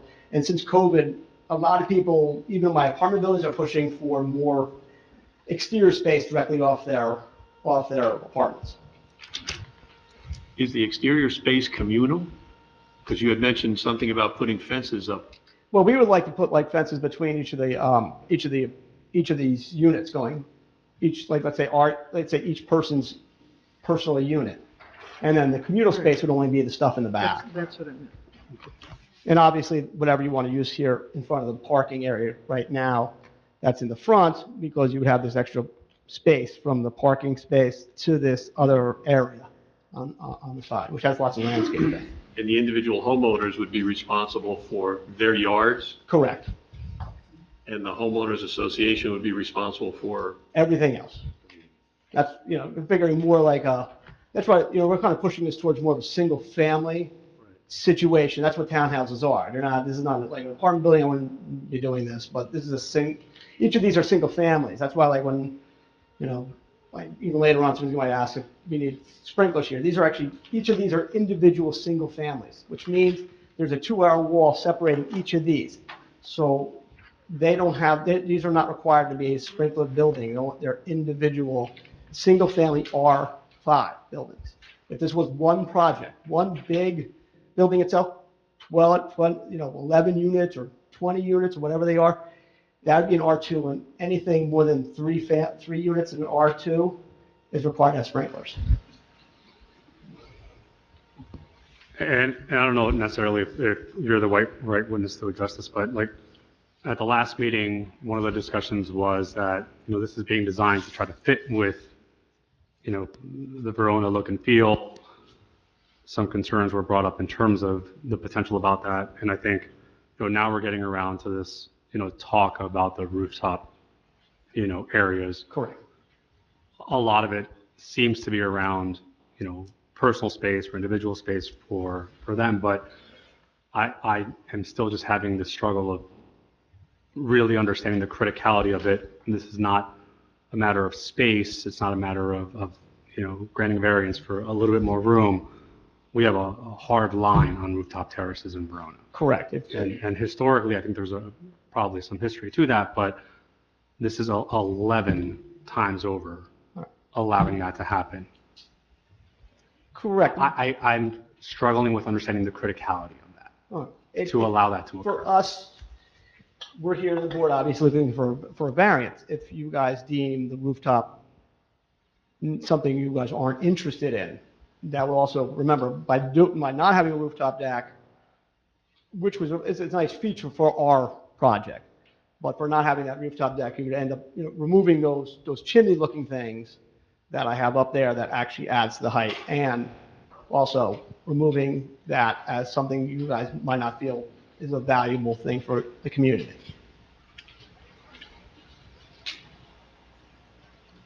what kind of view do you have from the rooftops? You'll get a little bit of a view because we're up on the hill a little bit going down towards Bloomfield, so you're going to be able to see pretty much, you're not going to be able to see that much towards to the west, but more towards the east you'll be able to see some stuff going that way. I don't know really what you can really see when you're up there because you're not that tall. What? You can see Claridge Towers? I don't know, maybe. I don't know where you're really going to see down to. I didn't, if I brought, sometimes I bring a drone and send it up and just to see what we could have. Yeah, I think you should be able to see that. How do these decks drain? They actually drain off, and that's why the railing's there. So they all drain to the back here. They drain, there's actually like a flat roof underneath, and then these are like these built-up pavers. They're like a paver system, and on the top of the pavers, the water goes underneath and then goes to a gutter in the back and then down, just like it would drain the regular roof. So it has a little bit of a pitch in there, and then you have these nice paver pedestals that you walk around on. Okay, so it's just to the gutters and the downspouts And then which tie into. just a standard gutter thing, Okay. yeah. It doesn't go actually into the building. Okay. I have a question about the garages. Yes. So if you were building this project in Long Valley and you had all the room in the world, how big would your 2-car garages be? Well, you need to be at least, we're looking at we have them about right now they're 19 by 18. They're not huge, but they're enough to get a car. You know what I mean? If I'm building a house in the suburbs, I get away with stuff that's I personally like a really large garage because I have lots of junk. Well, I'd like to get rid of all my junk. So, but the funny part is I also do a million jobs in Jersey City and all these other areas where cars are premium, and my garage spaces are less than this, a lot less. I have places in Hoboken that's 8 foot by 16 is a parking space. Very small, you know what I mean? So I have spaces that regular, these are outside the RSIS. These would actually fit in RSIS because they are the 9 by 18 parking spaces. But in other areas, more city environments, a lot of towns come up with their own numbers, and their numbers are compact spaces or even regular spaces, 8.6 by 17. It's very strange numbers, but that's what they do. So just to point out to the board that there is no basement space to here because there's the finished rec room. Yeah. And, keep in mind things like, Christmas storage, right? Where's that going to go? That's going to go in the garage. And then that's going to displace those cars. We actually do have some space underneath the stair here. I try to make that extra that little area there for, underneath all the stairs to get more space out of. I try to find as much space as I could. And these are amply, they're pretty good for, in terms of sizing.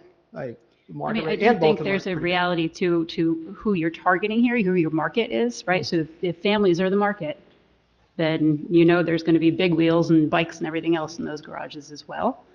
So they don't have to choose to use it as a rec room. They could use it for storage. Well, it's just something to consider because I've seen it all too many times where, my mom is in an exact replicate of this complex, and her garage is covered with. The one really nice thing about this, though, is let's say we have in terms of parking, in terms of the market rate, the most of these that we have in here, we have the 2 parking spaces inside, but a lot of them have the 2 parking spaces outside. So you can technically, you have 4 parking spaces. I have lots of children, and they seem to be home all the time. I'm trying to get rid of them, but the cars are littered everywhere. But in reality, I don't, nobody has, 4 children that live at home have each somehow have a car that I pay for.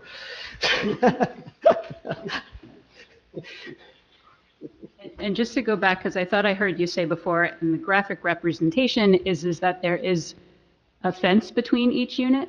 I would love to, yes. If we can have the fence, that'd be great, because I feel like this way you have your own separate haven in the rear of the property. So, I don't know if it's really shown on the original zoning, on the original engineering plan, but it'd really be nice to have that fence, to give you that extra privacy feel. How do you get to the backyard from the unit? Well, you get from the backyard through the house, and then there's actually each of these rec room spaces actually has a door that goes to the backyard. Oh, okay. So.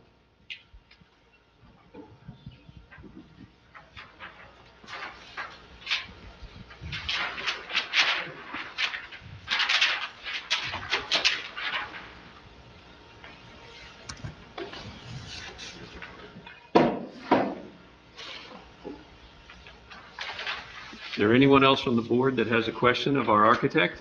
I have a quick question. I'm looking at the sidewalks that are proposed in front of the townhomes. They look a bit different than what's shown on the engineering plan. I know there's like on the engineering plan, it shows like there's a 4-inch step down. It just looks a bit different. There's a little 4-inch curb around around this area too, you know what I mean? Especially like the rear units. I know it's like the sidewalk is proposed along the entire that covered front porch, but the engineering plan, it shows like that little 4-inch step. I don't know if that's like a minor discrepancy. There's a 4-inch step at each of these, like when you step down. I mean, you can adjust that a little bit along the way. I'd rather be pretty much as far as could possibly be. Come in, we step up only into the house, you know what I mean? You don't think you really need to have double steps. It would just has to be resolved the same on both plans. It's the same idea.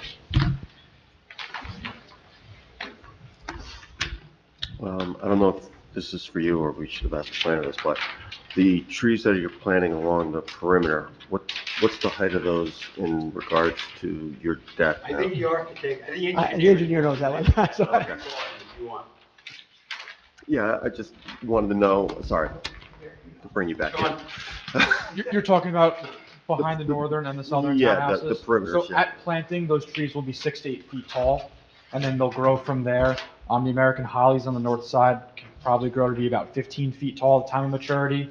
The arborvitae on the southern side, they're gonna be in full sun. They might grow to be closer to 25 feet to 30 feet at full maturity. Okay.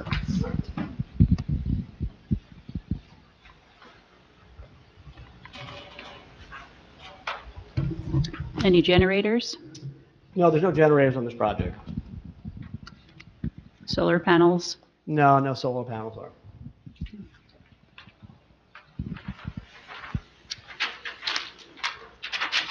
Just to make sure I heard it correctly, so each unit would be responsible for their back patch.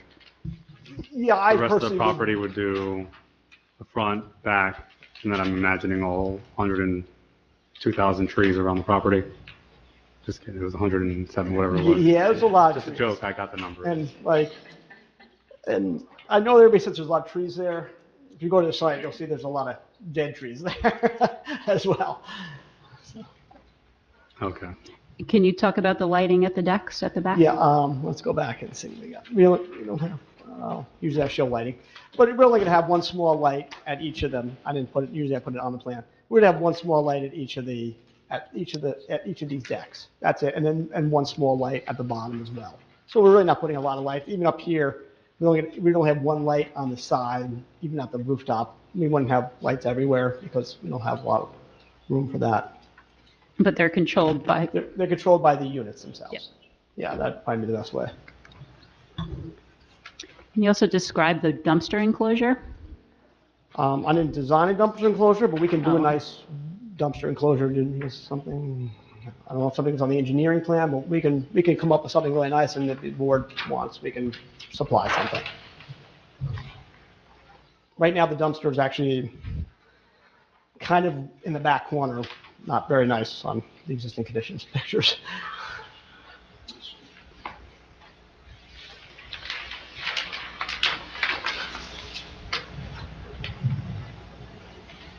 Chairman, okay if I call my next witness?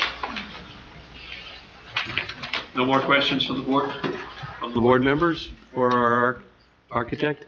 Is there anyone from the public who would like to question the architect? If you would be so kind as to come up, we'll share a microphone with you.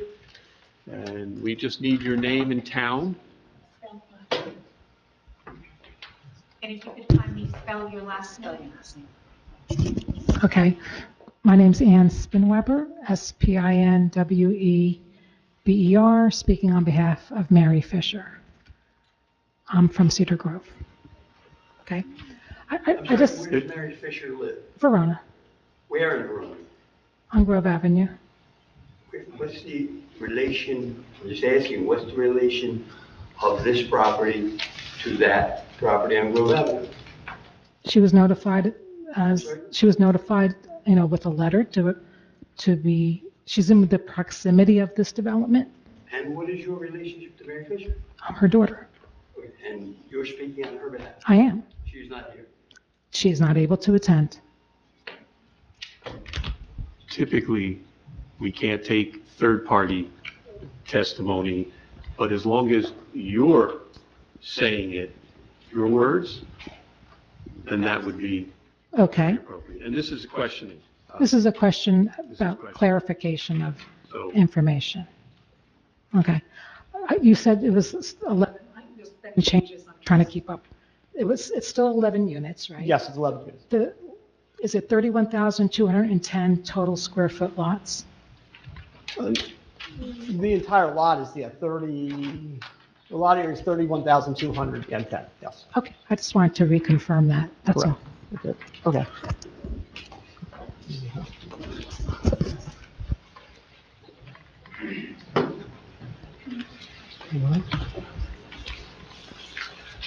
anyone else have a question for our architect this evening?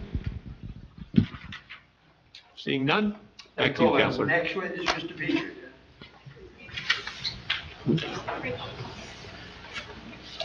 Counselor, we've had a request for a short break because we know Mr. Petrie is going to be thorough.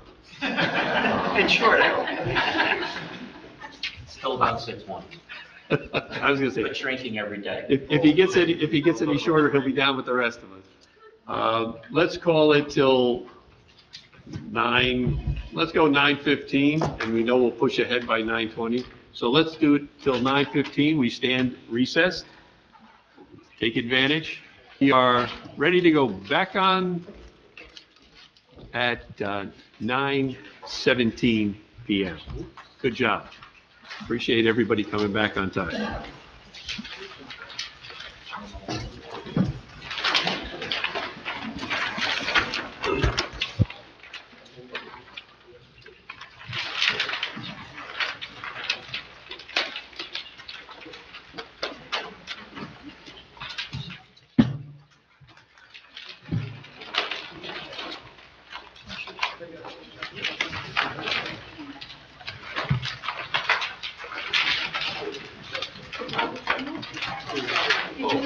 Oh, somebody did, not me.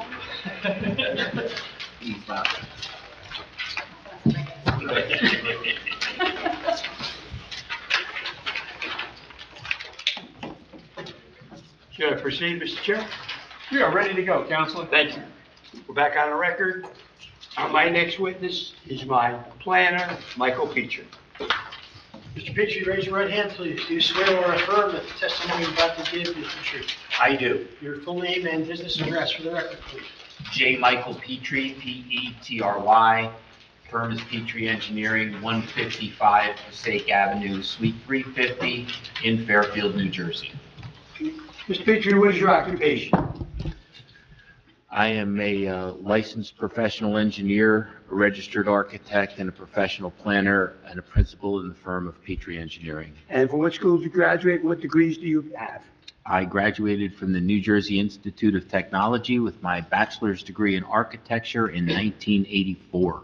And again, repeating, are you also a licensed planner? I am a licensed planner, yes. And have you testified before boards as an expert in the field of planning? I have, and I've represented boards as an expert in the field of planning as And well. you've been accepted as an expert in every occasion? Yes, I have. Mr. Chairman, I submit that Mr. Petrie is qualified, he's qualified as an engineer and architect, but tonight he's testifying as a planner. Does anybody have any reservations about this overachiever? Okay. All that schooling, I couldn't stand it. Hearing none, we will certainly accept Mr. Petrie as a professional planner this evening. Mr. Petrie, would you please just give us a general overview of the proposed project? Yes, and I'll start with the fact that in addition to having performed the civil engineering design effort for this project, our firm was engaged to provide a planning evaluation as well as it relates to the required variances with this project. As the board is aware, the proposal before you is to install 11 townhouses on a lot that is approximately 3/4 of an acre and is located in the C2 professional office and business zone. We're here because the C2 zone does not allow townhouses. This, along with a series of bulk variances, was the reason for The denial was issued by your zoning officer in her letter dated November 7th, 2025. While some of the bulk variances have changed based upon the revised plans that were submitted in January, we note that the most significant variances as they relate to the use, the height, and the FAR have not changed significantly.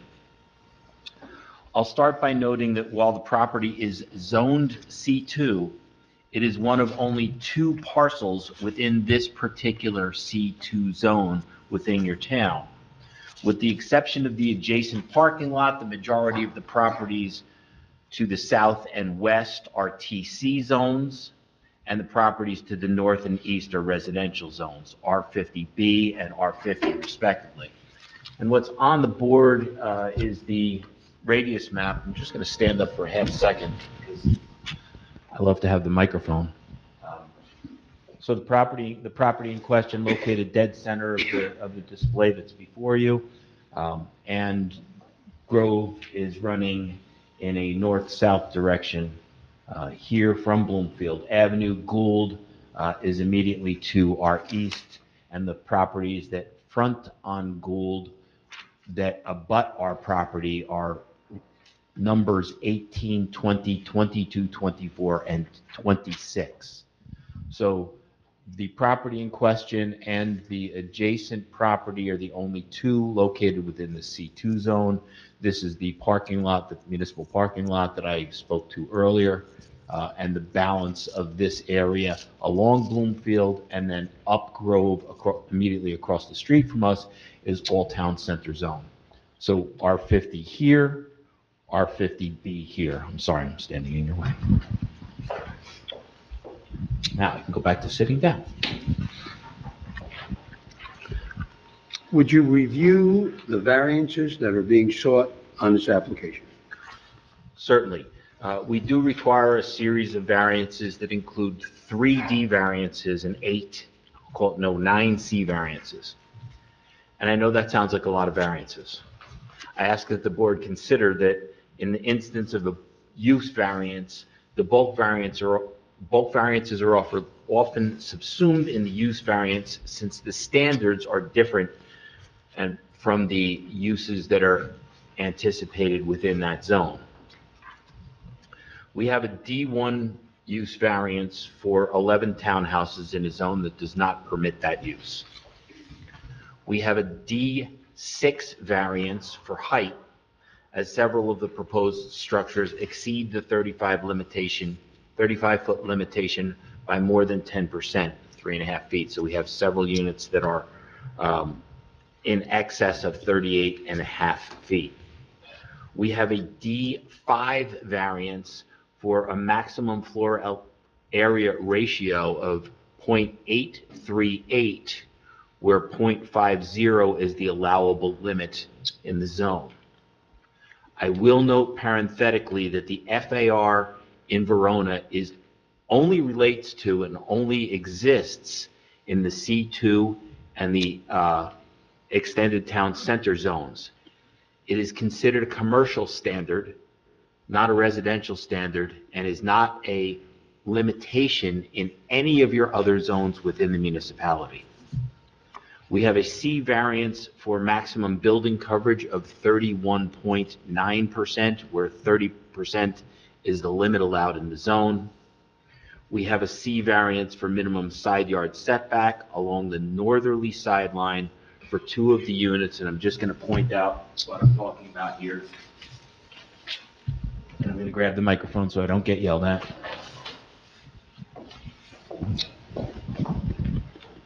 Units 1 and 2 don't comply with the 15-foot side yard requirement. The balance of the units on both the northerly and southerly side comply with the 15-foot setbacks. So it's the first 2 units closest to the street. As you can see, we have a little bit of an irregularity in the shape of the property, and that's what causes that to happen. Now, with regard to the height issue, there's been some concern expressed by some board members about the rooftop decks. Should the applicant concede to do away with the rooftop decks, would that lead to a reduction in the height variance? I know there'd still be a variance, but would that reduce it substantially? Yes, as the architect indicated, he's got stair bulkheads that pop up above the roof, and the stair bulkheads are only utilized to access that roof deck. So in the event that the board chose to eliminate those roof decks, because it sounded like the board had concerns with those roof decks, then that stair bulkhead would go away, and it would reduce the heights of the buildings. I think all of the calculations are shown on a single sheet in our set. I'll tell the board what sheet that is. Give me a hot second.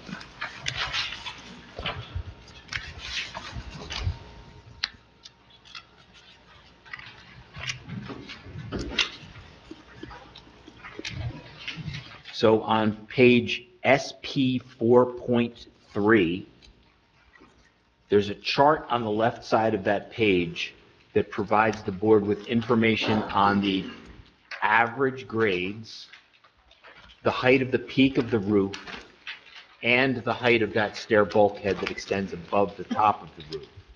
So obviously, the stair bulkhead that extends at the top of the roof, if the roof decks were eliminated, those bulkheads would also be eliminated, reducing the overall height. I'm sorry. I still have a handful. Is there anything else on height before I go back to the list of variances? Because I didn't think I would finished say, that. prior to reviewing the positive criteria, which is most important, can you please finish the review of the list of variances? Certainly. There is a C variance for side yard total setback, varying from 27.9 feet to 35.1 feet, where 35 feet is required. There is a C variance for the minimum rear yard of 18.4 feet, where 50 feet is required. There is a C variance for maximum numbers of stories, where 3 is proposed and 2.5 is the limit. There's a C variance for parking stall size of 9 by 18, where the ordinance requires 9 by 20. Again, I'll note parenthetically that RSIS allows for the 9 by 18 parking stalls. There is a C variance for the minimum parking aisle width of 20 feet, where 24 feet is required. There is a C variance for minimum deck setback to a side yard, where 5 feet is proposed along the southerly sideline and 6.1 to 8.5 is proposed along the northerly sideline, where in both instances 15 feet is required. And finally, there's a C variance for the proximity of the refuse area as an accessory structure to the building itself. Now, as I said, the most important part of your testimony is the positive criteria. Can you please review that? Certainly. The subject property is part of a very small 2-lot zone.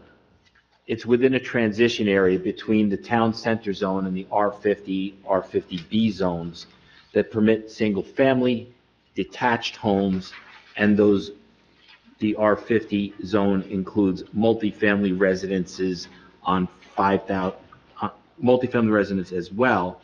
The two zones have requirements of 5,000 square foot and 7,500 square foot lot size respectively.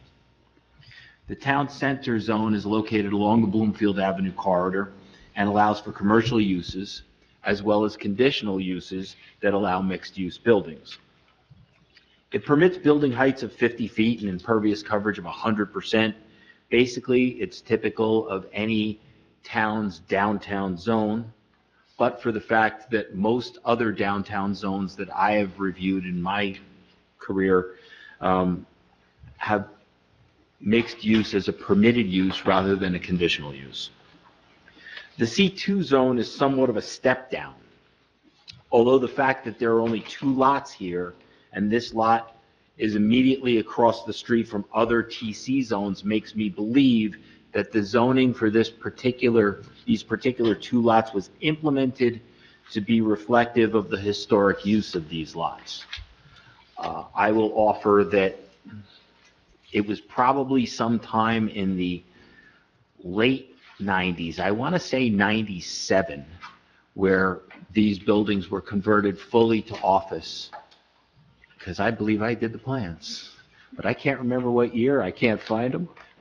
But I know I was here about that time for that application. When you say you were here, you're here as a planning consultant for the town? I was here as the consultant to the applicant at that time. Your master plan, which was adopted in 2022, the land use element speaks to certain goals and objectives that focus on the development and redevelopment in appropriate areas. These goals and objectives cite consideration for greater diversity of housing options where appropriate, while maintaining the existing character of the township's residential neighborhoods. They continue by suggesting utilizing redevelopment designations where appropriate to provide greater commercial and housing options. They speak to guiding future development and/or redevelopment of land within the township so as to incorporate new construction without undue disruption to the established character of the township. Finally, it recommends incentivizing improvements along the Bloomfield Avenue corridor.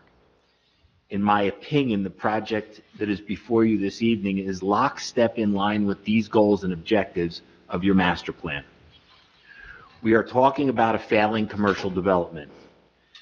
Redeveloping it as a step down between the commercial corridor and the detached single-family homes to the north and the 2- and 3-family homes to the east.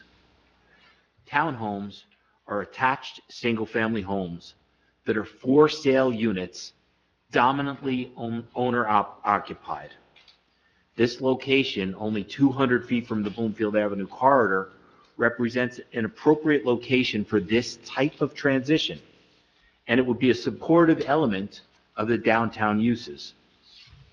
I offer that in addition to meeting several of the goals and objectives of your master plan land use element, the project also advances several purposes of the municipal land use law. They include the promotion of the general welfare by virtue of providing transition between the commercial and detached single-family development patterns that includes 2 affordable units and 9 market rate units. The promotion of appropriate population densities by virtue of the step down between the denser and higher development potential of the TC zone and the detached single-family homes to the north, as well as the 2- and 3-family homes to the east in the abutting residential zone.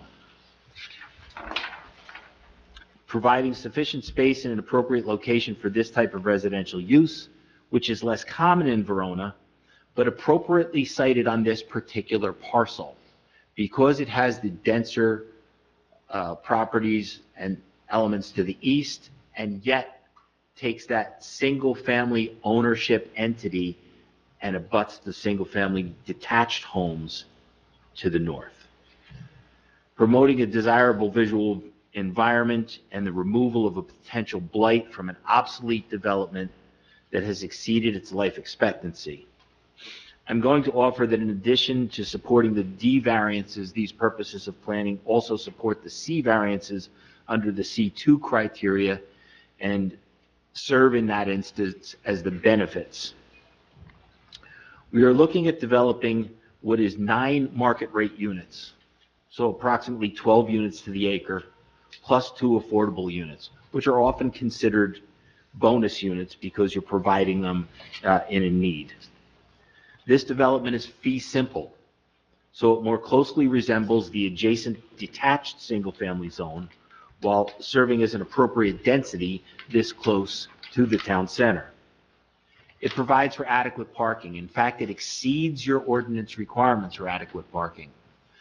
But as Mr. Delaney pointed out in his testimony, the visitor parking is there to serve the units that are closest to the street with the smallest garage spaces available to them. So the parking is appropriately placed in the proposed location. It provides adequate parking exceeding your ordinance and provides visitor parking on site, while simultaneously reducing the overall impervious coverage. You have to understand that the development that's there today has an impervious coverage that's nearly 70%. So by reducing this down to 65% or a little below 65%, we're improving the impervious condition. What does that mean? Well, we're providing more green area than what exists today. We're providing less stormwater runoff than what exists today. And despite that reduction in coverage, the applicant has agreed to implement further stormwater management reductions as requested by your board engineer. So we're going to improve not only the on-site conditions in terms of stormwater collection, but we're improving the off-site conditions in the drainage system owned by the Township of Verona that we tie into immediately behind this property.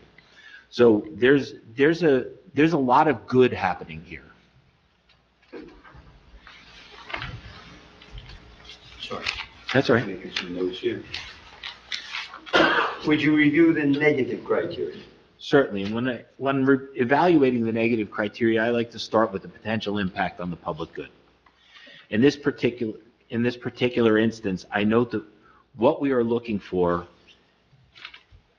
and what I consider to be an appropriate density for the market rate units, along with the appropriate add-on for the affordable units. The need to provide affordable housing services to the public is servicing the public good by its very nature. The single-family attached development provides an effective way to achieve homeownership status in a location that is adjacent to the downtown area, thereby limiting its impact on the existing residential neighborhoods that your master plan talks about. I offer that the applicant has improved the design by moving the units away from the adjacent residence while maintaining separation from the houses in the rear, which will still be between 150 and 175 feet from the proposed structures. While the height exceeds the zoning requirement for the C2 zone, it is substantially less than what is permitted in the TC zone, located both to the south and to the west of this property. So we're still stepping down from the more intense zone to the single-family detached zone that abuts us. I'll note that the 2- and 3-family homes to the rear of us on Gould are all 3-story structures. So we're not introducing something new here in terms of a 3-story condition. What we have is properties that we abut that are also a 3-story condition. As such, I really don't see a substantial detriment to the public good based upon the revised plans that have been presented this evening. As for the intent and purpose of the zone plan and zoning ordinance, I offer that the proposal that is before you this evening represents an opportunity to redevelop a parcel of land in an area that has exceeded its life expectancy in terms of the buildings that exist on that property. We believe that the density and the selected housing type is appropriate for this location, adjacent to the town center, backing up against 2- and 3-family homes in an R50 zone, and appropriately transitioning to the R50B zone to the north. If one were to read the basics of any planning book, they would include this very theory of stepping from a downtown area through a denser apartment or townhouse type of development to your single-family detached homes. Your master plan recognizes the need to create diversity on housing options while maintaining the character of your residential neighborhoods. I don't see a better place or a better way to do this than this property, because this isn't, dare I say, Durrell Street, where you're putting townhouses in the middle of a single-family location. This is immediately abutting your downtown center zone. And I think, in my opinion, this actually advances your master plan and is appropriate from a zoning perspective. As such, it's my opinion that the application that's before you does not substantially impair the intent and purpose of your zone plan and zoning ordinance. It actually enhances that zone plan and zoning ordinance. I offer that both the positive and negative criteria, in my opinion, have been met. The applicant has met the statutory requirements for the variances, and I further offer that, as this board is well aware, but I like to pontificate anyway, the board has the right to impose conditions. The board has a right to make requirements of the applicant to make the project more in line with what this board wants. So if this board felt, and from what I heard before, if this board felt that the roof decks were too imposing on the neighbors, those roof decks can be eliminated as a condition of any action that this board takes. If this board felt that units needed to be bigger or smaller, this board has the right to make those types of requirements as part of any action that they take. So in my opinion, the application is a good application. I think this lot is particularly suited for this type of use, and I believe that we have met the statutory criteria set forth in the municipal land use law. Mr. Fisher, you addressed one of the board's concerns with regard to the rooftop decks, but I'd like you to repeat again the parking, because I think there's more than adequate parking here, but there seemed to be concern from one or more board members about the parking. Can you go over that again, please? Certainly, I'm gonna. I lost it. Have a big mouth. So, in terms of the parking, first of all, Verona's ordinance requires that we provide a total of 27 parking spaces on site. We have 36 spaces, 33 physical spaces, and 3 EV credits. The EV credit's a state thing. I like to talk about physical spaces because in my mind, that's real and that's where people park. Every one of these units, 6 through 11, has a 2-car garage, and every one of those units has 2 available spaces behind that garage, because they have 18-foot minimum to the garage, and we have 20 feet wide in every single instance. So RSIS doesn't allow us to count it that way. RSIS says you got 2 in the garage, you get 1.5 outside, even though you have 2. You only get 1.5. So this is 3.5 spaces for RSIS. These 2-car garages here all count as 2 cars. We're not counting anything behind them. We don't have the depth. This is only 12 feet. We don't have the depth to do it. There was a bunch of questions about what happens in a snowstorm, but let me finish these two units. The 2 affordable units have single-car garages. That's standard in an affordable unit. I've seen projects in developments like this where the affordable units don't have any garage. But that's an amenity that we felt was important to include in this location and in this particular climate.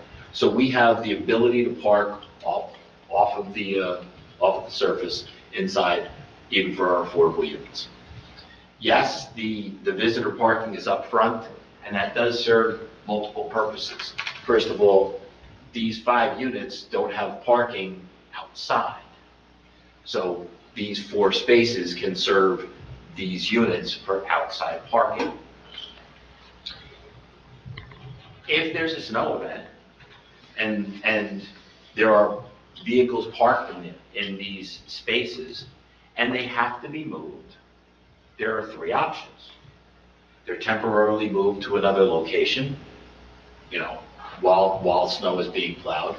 They're temporarily pulled in as a parallel space in front of the garage while snow is being removed in this location, or they're parked off-site because there is parking allowed in this section of growth.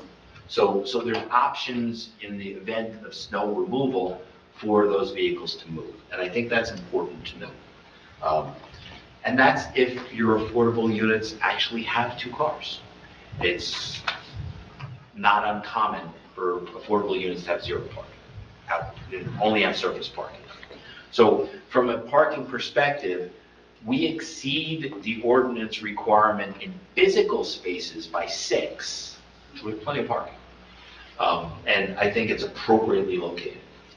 Now, Mr. Delaney carefully reviewed the tree replacements, but still there seems to be some concern amongst a board member, I believe, can you just briefly repeat, even though you're repeating what Mr. Delaney said, you just repeat the tree replacement procedure, or the amount we are using? The best part about going last is you get to talk about what everybody else already talked about. So when we look at the landscape plan, and you understand that the decks that are shown on this plan are up a level.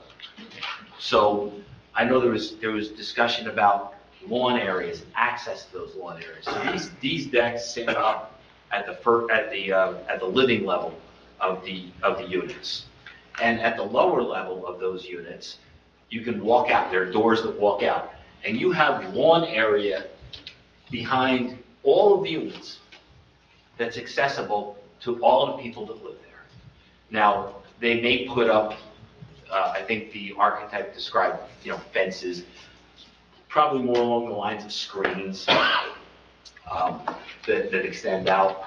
But those screens are not going to extend all the way out to the property line. It's not going to be like this unit owner owns this and you can't go there. You have to be able to walk around the entire site. There's open areas both at the rear, there's open areas in the front, and the residents who live here will have access to walk around the entire site. You covered my last question. I was about to ask you about the green area because there was a concern about that, and you've clearly covered that when talking about the trees. So I didn't talk about the trees. Yes, you did. Why you talk? All right, go ahead. Continue with the trees. Okay. So as Mr. Delaney pointed out, we have a tree replacement requirement in the 20s. We have proposed trees in the hundreds. We're well in excess of what is required by your ordinance. We're providing an evergreen screen along both the north and the south side. We have a similar screen along the east side. We have raised berms with plantings on the berm at the front of the site so that we have screening for the people passing by. Those berms aren't high, but they're about 18 inches to 2 feet before the planting starts. So we have a good screen for the parking area and for the ends of these units. When we talk about the ends of the units, and I know we have an issue with the refuse location in relationship to the side of the building, but understand these are side elevations. So this is not the standard. Yes, this is our rear yard, and you would have your deck or your outdoor area in your rear yard. That's not the case here. Because of this type of development and the way this is set up, the fronts of these units all face internally, the backs of these units face to the north and the south, and the sides of these units face the people that are on Gould. And as I indicated, those people are about 150 to 170 feet away. I have no further questions of this witness. Mr. Petrie, just a question. The RSIS, you mentioned 1.5 spaces as opposed to 2. How many spaces do you have in compliance, if you were to comply, or according to the RSIS definitions? We have 33 physical spaces and 36 spaces when you include the EV creds. We didn't count these spaces as 2. We counted them as 1.5 because that's. Oh, you did count them that way? That's exactly how we counted. Okay, I misunderstood you. Thank you. Not a problem. I have a question because your testimony is in direct conflict with your architect regarding the fences on the north side separating the properties and the property owners being responsible for maintaining their section of the fence. You just said it was all going to be common. On a townhouse development, and I've lived in one for 9 years, there is a fee simple, often a fee simple area that goes with the unit. That fee simple area usually goes outside of the footprint by a couple of feet, but it does not extend all the way to the property line. There's a common area that is owned. That common area always includes circulation, parking, and the landscape areas on the perimeter. So while unit 11, because it's closest to me, may have an area that comes out 3 or 4 feet from the back of their unit, that's all they own. and their deck is allowed to extend beyond that. Usually the documents will dictate how far that deck is allowed to extend beyond that. Mr. Chairman, if I might, if the board were inclined to do any version of this, you could condition approval on, and calling them, defining limited common elements and common elements. A limited common element is owned by the association, but its use is restricted to whatever unit is associated with that limited common element. So rather than going into a fee simple type situation, you could condition whatever the board foresaw as how you want that space to be governed. Then you could condition approval on what your preference is. Spoken like a lawyer. Mm-hmm. Which is why I'd like to just clarify it, engineer to engineer. We're not talking putting fences up in the backyard, and units 1 and 2 are not going to be mowing 3 or 4 feet, and the homeowners association mowing the rest. The association is going to be responsible for all the outside maintenance. Even like, I know that in my townhouse, we own part of the planting area outside, but the landscaper for the development, for the entire development, maintained that. And that's the common approach to these types of developments. Again, limited common element could be you have the sole right to use the space behind, but it's still a common element, so the association is still responsible for maintaining that. Or the condominium association could say, no, you're responsible. So you could condition it on whatever you want the condominium association to require. Yeah, I think that's all super helpful for me, because I think, I know how you're describing it, but now that we have these, views of the front and side or whatever, wherever the decks are, and you called it what, a side, what did you call it the last session? Side cut, or what did you say it was? This view of it? Or, but, what was it? Side elevation. Thank you, yeah. Seeing the sliding doors, I think that's where it does look like more of an extension of the house on the first floor. And I think, that I wasn't kind of envisioning that. So I think, being able to kind of understand what those limitations are going to be on each of the properties is going to be helpful, because I think for me, the concern was it's going to be the natural tendency for them to want to extend that first floor living area, outside. And what that's going to be later on, especially when they're stepping onto grass. And being, kind of a future issue. So, being able to kind of limit that as a concern, in future discussions, and not having one or more, owners come in to try to extend their patios or whatever, is something that I kind of want to be able to discuss.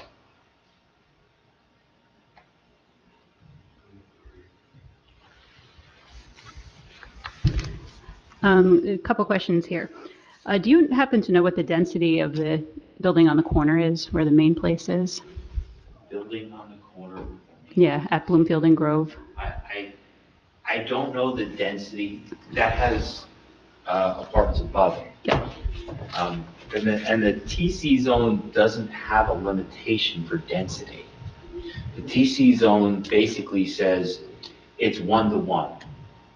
And I've unfortunately been involved in determining the determination of that 1-to-1, and it basically says if you have a 5,000 square foot floor of commercial, you can have a 5,000 square foot floor of residential. It doesn't say how many units it can be. As my recollection of that building is that I believe that there's 2 stories above. And that doesn't comply with the interpretation that I've been familiar with in your TC zone.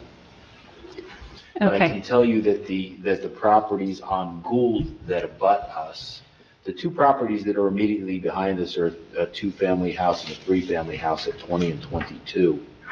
And those are on fairly small lots, and the density for those 2 properties is about 18 units to the acre. The other, I think 24 is about 9 units to the acre. That's based upon the tax records, which say they're 2- and 3-family houses, and the square footage that's provided in your tax records. So we're talking somewhere of 9, 18 units to the acre on the three properties that abut us right in here.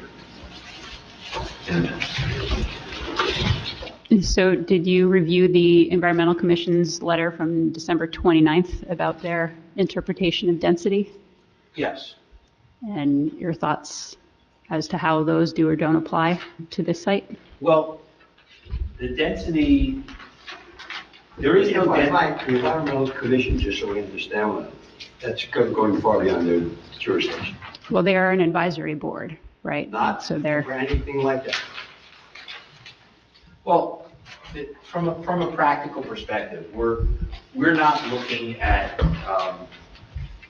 a density that's permitted in this zone, because we don't have townhouses in this zone. It's not permitted in this zone. But when we look at what is permitted in the, and what exists surrounding this zone, that's where we take our, our cues from, in my opinion.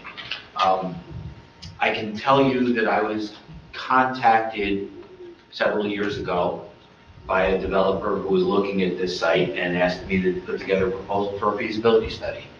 And I did, and I looked at the zoning at that time, and I said that the smaller site zoning in Verona allows for multifamily.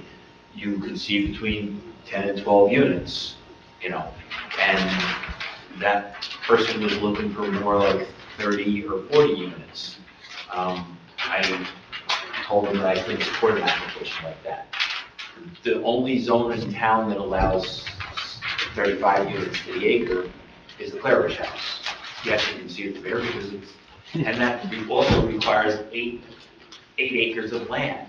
So from a perspective such as that, I looked at that and said, I can't stand before this board in my good conscience and say, this is appropriate for this location, because in my opinion, it wasn't. I obviously didn't get the job, and they obviously didn't get their approval. So I kind of feel vindicated in a way. But at the end, but I'm sure that the people who did take the job made money. I'm not selling myself for something like that. I think this is the appropriate density for this location because of what's surrounding it. And I was forthright in that 6 or 7 years ago when I was asked, and I'm forthright about it right now. I think that this is probably the best application that you'll ever see in my opinion. can you talk about the lack of the 15-foot buffer?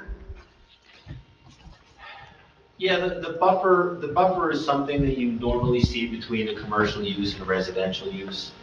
In this particular instance, where, we have commercial to our south, we have residential to our north, and we have residential to our east. We have provided screening, we have provided a buffer.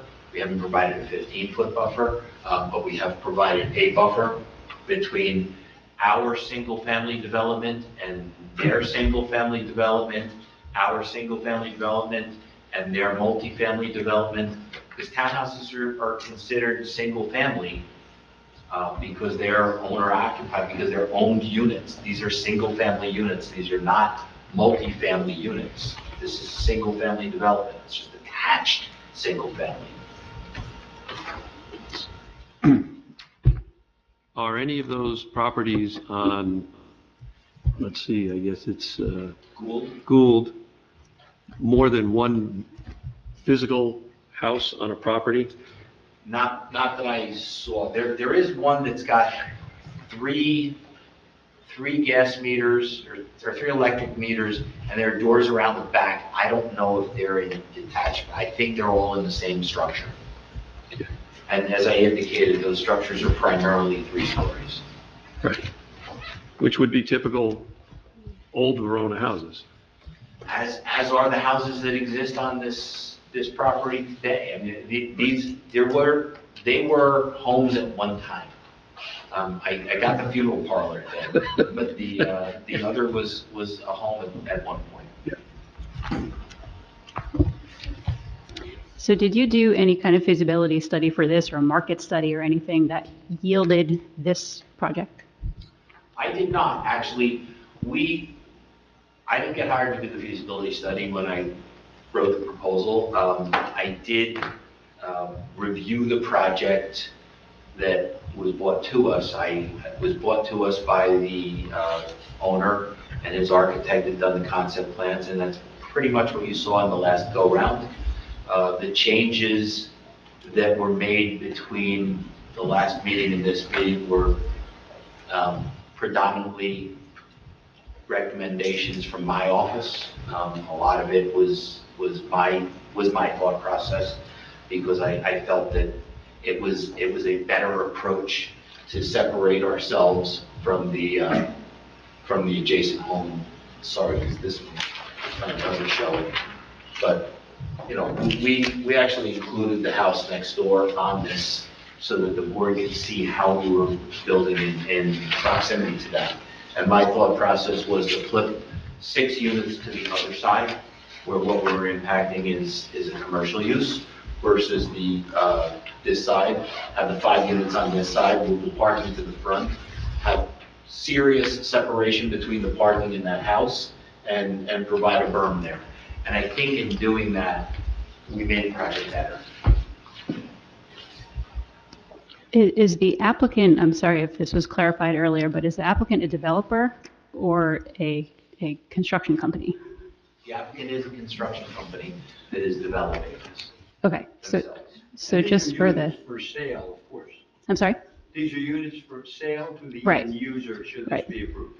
So just for the education of the board, sometimes with projects that are probably a little larger in scale, the developer will hire a company to do a market study. And the market study will say, okay, well, this is based on the circumstances of the locale, the demand of the market, the trajectory, et cetera. We recommend X amount of 1-bedroom units, 2-bedroom units, et cetera. So that's where my question is coming from, as to whether or not this was zeroed in on as the proper project for this site. I think that the owner came to the right number of units. As I said, my feeling 6 years ago was 10 to 12 units was the right density for this property. I still feel that way. I think that this is good.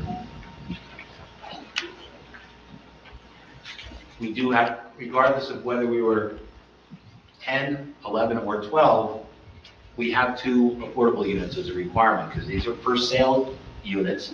So there's a 20% requirement. It's not a 15% requirement like you see in the rental units. So what we're looking at here is 2 affordable units, regardless of what we do.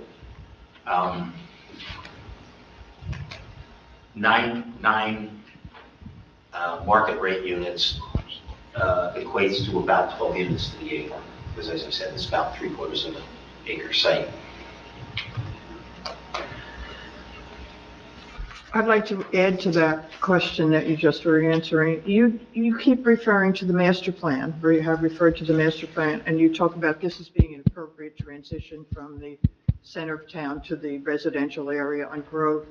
And you also say that you feel that these townhouses are in keeping with Verona's character. I think the density is not in keeping with single-family homes in Verona, and I wonder if you would like to talk to having an application that was 2 less than the units that you've recommended.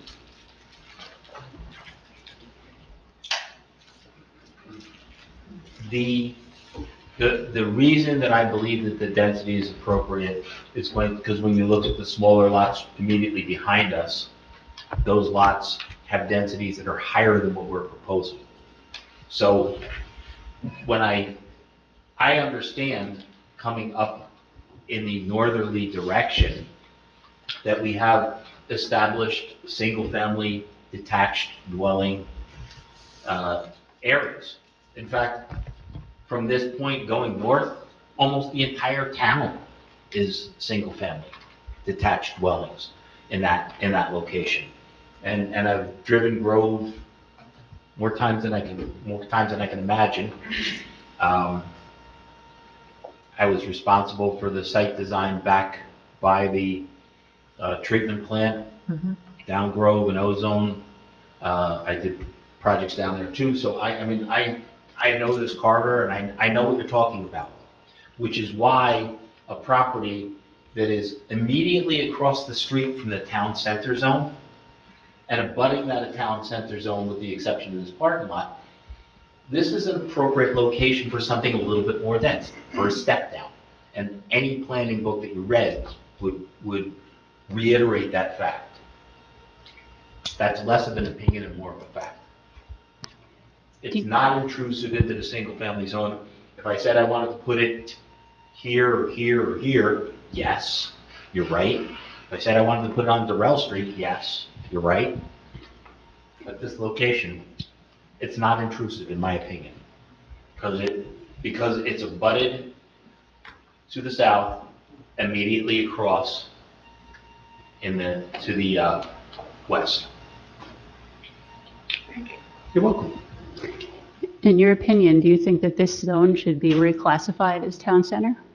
Literally, if you take a crayon and just color in TC, it seems like it's the missing puzzle piece. I believe that it was designated, I believe it was left as a C2 zone. The C2 zone was an older zone that took up most of Bloomfield Avenue. There were zones before this town center zone was created and the extended town center zone was created. It had a lot more commercial zones. This is kind of left over. Do I think it would be more appropriately zoned TC? Yes. But I think that since it's not, it should be something between TC and detached single family to step, because that's what planning suggests should happen.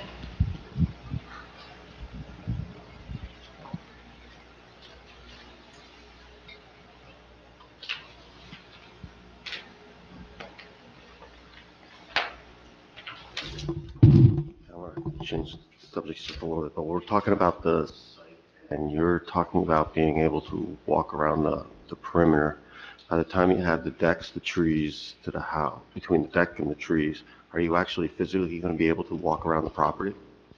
Because with the size of the trees and how close the decks are coming to the property line, are you going to be physically able to do that? And how do you come to maintaining as well going around that property? And then if you do allow fences, what would be the restriction on how far off that would you actually be able to make those?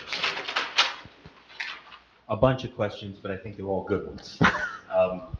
So to answer your question, I tried to point out earlier that these decks are on the living level, and the living level is actually the second level. So those decks are 10 feet in the air, right, off the ground. So can you walk through here? Yes, you can walk right under here, absolutely, all the way around, because they're up here. And then in terms of, you know what? Getting old. There was a second and third question. As you are going, so now to really get under there, you're walking under decks, so hopefully people don't have that phobia of going underneath the decks, but you're going to have those trees now that are going to be at the height of those decks from the earlier conversation. So now these trees are now going to be growing over those decks. It seems like the height of the trees, the decks aren't matching with the plan, because now the trees on that south side, if I recall, they're between the 8 to 10 feet. So that's the height of the deck. Yes. And then they're going to have their canopy. So now you're over the decks. These are evergreens. Those ones are evergreens on that side. So the other side has these are evergreens. These are evergreens. Okay. The deciduous trees are shown a little bit more open. The denser trees are evergreens. We use those symbols so that it's it's easy when I'm talking to just be able to point and say, okay, see all of these dark things? Those are evergreens. See all of these lighter things? Those are deciduous. So there is no canopy here. These are columnar type of both the arborvitae and the hollies are columnar in their growth pattern.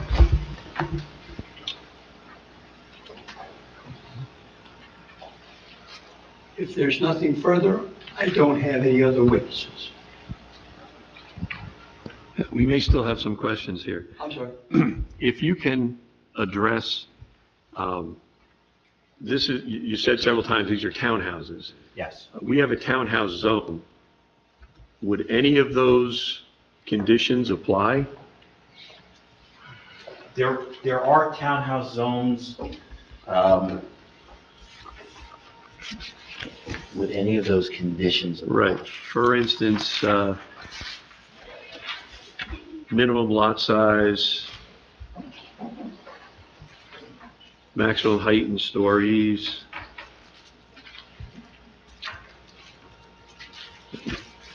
The maximum height in stories is 30 feet. The height is 30 feet, and I think it's 2.5 still. 2.5 stories? Yeah. So we exceed those. We are a 3-story structure. Okay.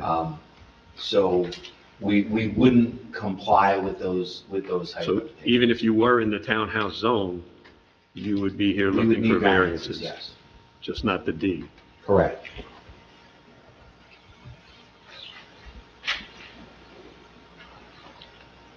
Mr. Petrie, it's 150-17.10. 150-17.10 is the townhouse zone. Okay, I don't have the complete ordinance in front of me, but hold on a second. Now I do. That's another NJIT graduate, right? It's like magic. So the A3 zone, the residential townhouse zone, allows single-family dwellings, and it allows townhouses. It's a conditional use.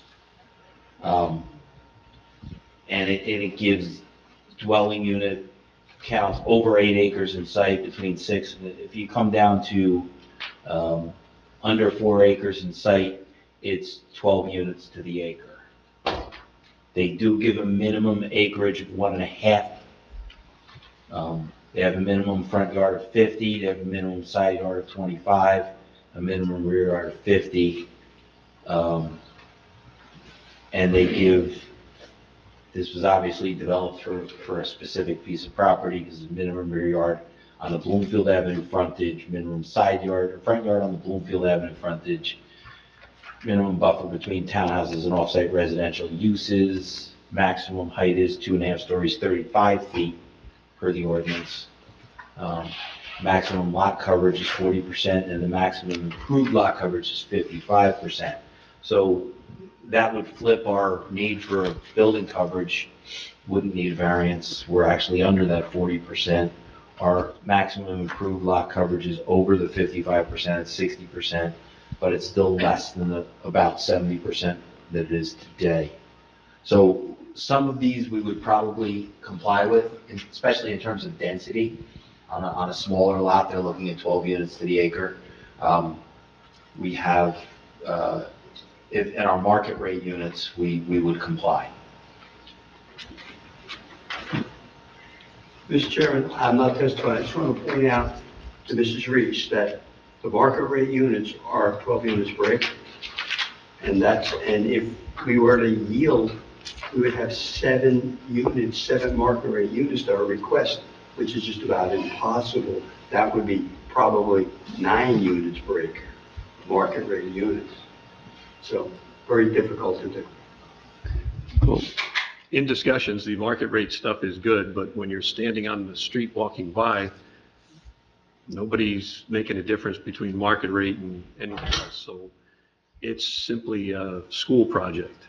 But I don't mean to get into a debate, but this project replaces 40 units, 32 units, and a police station. It's a very desirable project for the, I'll sum up later, but very desirable project for this location, what you're replacing. I think you gotta look at the whole picture as to where we are. So speaking of the whole picture and where we are, so I read the master plan too. And one thing under the land use element that was not touched upon is actually item 5A, which says consider mixed-use development opportunities in commercial zones to promote a more vibrant downtown area. The master plan goes on to tell us about how there's specific land use trends, and that has to do with downtown areas being, in demand. It does say, let's see here. This is page 55 for anybody who is interested in taking a look at it, that the C2 zone in particular, may be considered a potential solution is to create more flexibility for property owners to convert some of the vacant office space into either commercial or residential. This may warrant the township to review and amend its mixed-use regulations so as to promote a greater mixed-use development, and that this zone can maintain its vibrancy and prevent significant increases in building vacancies. So that's what I'm struggling with. Well, that's exactly what we're talking about. We're talking about a property that has substantial vacancies. I think the owner testified that he's about 35% rented in this space. Well, that means he's 65% vacant in this space. That's a high vacancy rate. It's a difficult configuration to lease out. And if this were in the TC zone, you could do mixed use. You could do residential over retail. But the way your TC zone is interpreted at this point, it is not feasible. Period. Stop. You can't do one level of residential over one level of commercial. Nobody's going to build it. I've done a half a dozen projects in downtown Montclair. None of them are limited to one story of residential over a story of commercial. It is an infeasible build. You have to have, most of them have 3 stories, some have 5 stories of residential over a single story of commercial. That's a classic mixed-use building, and that's a classic downtown zone.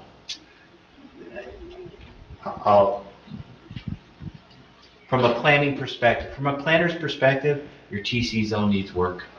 It needs to be rehabbed. And I think if it were rehabbed, I think you would see something appropriate like that at this location. I agree. I would rather see that even in all of its, all the hoops that they have to jump through at this point than I think the townhouse project. You speak up just a little bit, I'm sorry. Oh, I'm sorry.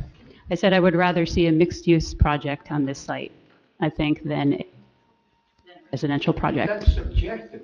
That's a subjective situation. But that's why you're here, right? So we're a cross-section of all sorts of interpretations, right? This application, not what you subjectively think might be better.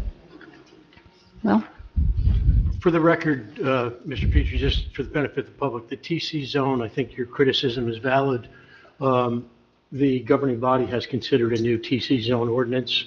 I believe it was passed on a first reading, and it'll be coming to the planning board for consistency determination. But I think your assessment is consistent with those in Verona about the TC zone, just for the record. And just so I understand, when you say the building is infeasible, you mean from a profitability standpoint, just having the one commercial and one residential? I would say from a profitability perspective, but more importantly, nobody's going to build it because the commercial space, in fact, your TC zone doesn't allow you to have commercial space with residential above it. It only allows you to have retail space with residential above it. So you could have commercial space with office above it. You can have retail space with office above it, but it's a difficult zone, and it hasn't changed. I'm glad that the council's moving in that direction because, quite frankly, it's a zone that, in its current state, It's why you've seen so little redevelopment in your downtown, because the zone doesn't work.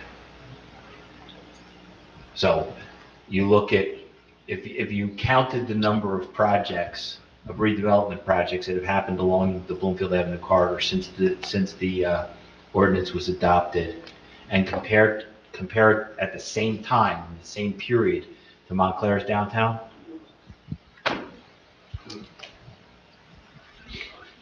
it's substantial. It's substantial. And it's not just Montclair. Caldwell did some too. They stopped, but they did some.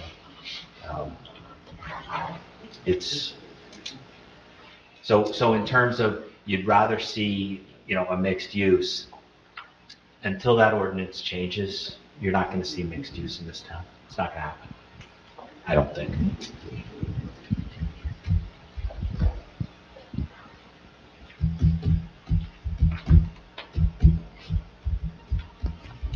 Are there any other questions for our planner? This From the is, board. this is not a question, but when we were going through the list of variances, I believe I have two more. Okay. And if you did say them, I apologize, but one was the HVAC units need a setback variance, and the decks not only need the setback, but they need the height, which was Okay. in the original denial letter. Okay. I read that initial design. I apologize. Again, I think these are bulk standards that are relatively minor in comparison to the use variance that we're talking about here, and I think they're subsumed in the use variance, and I think the criteria supports that.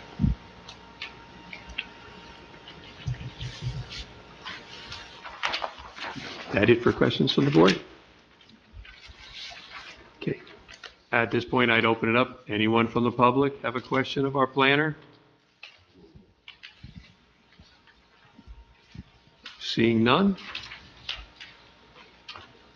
Counselor? Opportunity to sum up? I have no further witness. Do you want the public to make statements before you Sure. sum up? Okay. At this point, if there is anyone from the public who would like to make a statement about this application, you may do so. Please come to the microphone, name and town.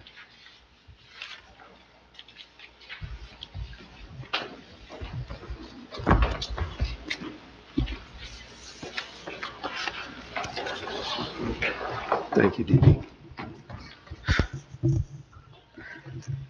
No, it's okay. Hi, my name's Ann Spinweber, Cedar Grove. Just want to state a few things. This project is not a right fit for this site. The applicant proposes 11 units on approximately 0.72 acres. This implies a unit density of between 15 and 16 units per acre, which is too much. The zoning table says it all. Besides the D1 use variance, the applicant seeks bulk variances on almost all bulk regulations in the zone. In addition, the plan calls for a number of retaining walls at property boundaries, and these conditions, as well as the vehicle turning templates, all point to not a good fit. The parking was discussed at length, but there are not enough overflow spaces, so deliveries, visitors, and service vehicles will be forced to park on Grove Avenue, which is already overburdened with parked vehicles at all hours of the day. That's not the applicant's fault. That Grove is a busy road, but the proposal will exacerbate an existing situation. The vehicle turning movement plans illustrate an extremely tight situation. The movements will be difficult at best, and it's certainly less than ideal. The board has to weigh the positive and negative criteria in granting a use variance from the existing zoning regulations. I would expect the board would assign significant weight to these areas of concern. Thank you. Thank you. Is there anyone else from the public that would like to make a statement about this application?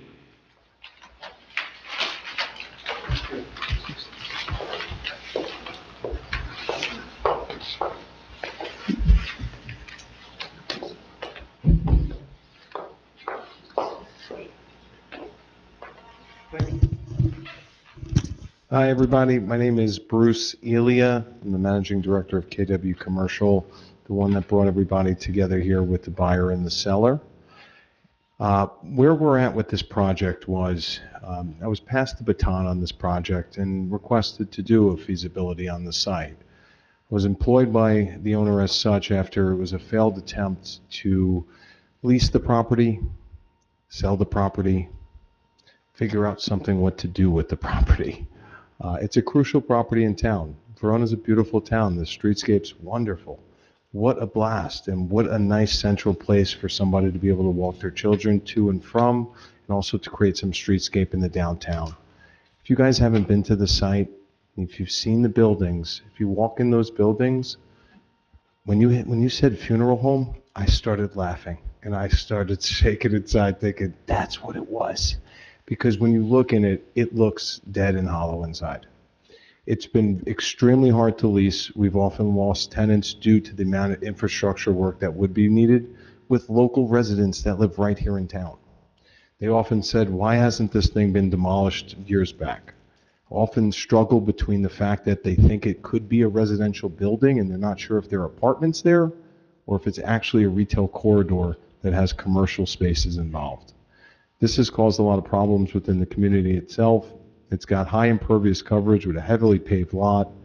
If you guys saw the green and looked at the forest of this instead of the trees, I brought the DUA down, which is the units per acre, heavily on initial interest and application, which at the 30+ mark I thought was egregious. If you look at my background, the last 15 years I've been doing nothing but land development focus on a macro level and also even as local as 2 and 4 units. So it runs vast in that side. When you look at what the advancing of these communities require, you're going to notice that there's a small give and take within each one of them. I know it's not the perfect ideal project for every one of you guys. Our hopes is the consideration is that we gave you guys as much care and consideration in the project to bring it into life so that you, your families could also receive it when you walk by. Maybe it wasn't perfect, but hey, it looks great. I've worked with these developers before. These guys are honest people that will build it great and they'll build it beautiful. When it's done, you'll be able to be proud. You can walk your children. My 10-year-old daughter, I can walk her right by, and I have to the projects that we've done, we've added to these communities. What you'll find is that these ones are a little different. If you put a little bit of that trust in it, you'll see it's earned by them as well. I can stamp my name next to it. I've worked with them. They're honest, reputable, and they deliver a beautiful product. Our hopes is also that you guys have family members and people that you want to choose in the neighborhood. Not everybody wants a big house, and they still want to stay local. So it's going to cater only to a small pocket bunch that's within the community already. If you guys can see that forest, instead of looking at the trees, we're hopeful that we can navigate cooperatively together amongst those conditions lists that were met to a success within Verona, holding hand in hand together, moving ahead. Thank you. Thank you. My last name is Elia, E-L-I-A, Bruce Elia.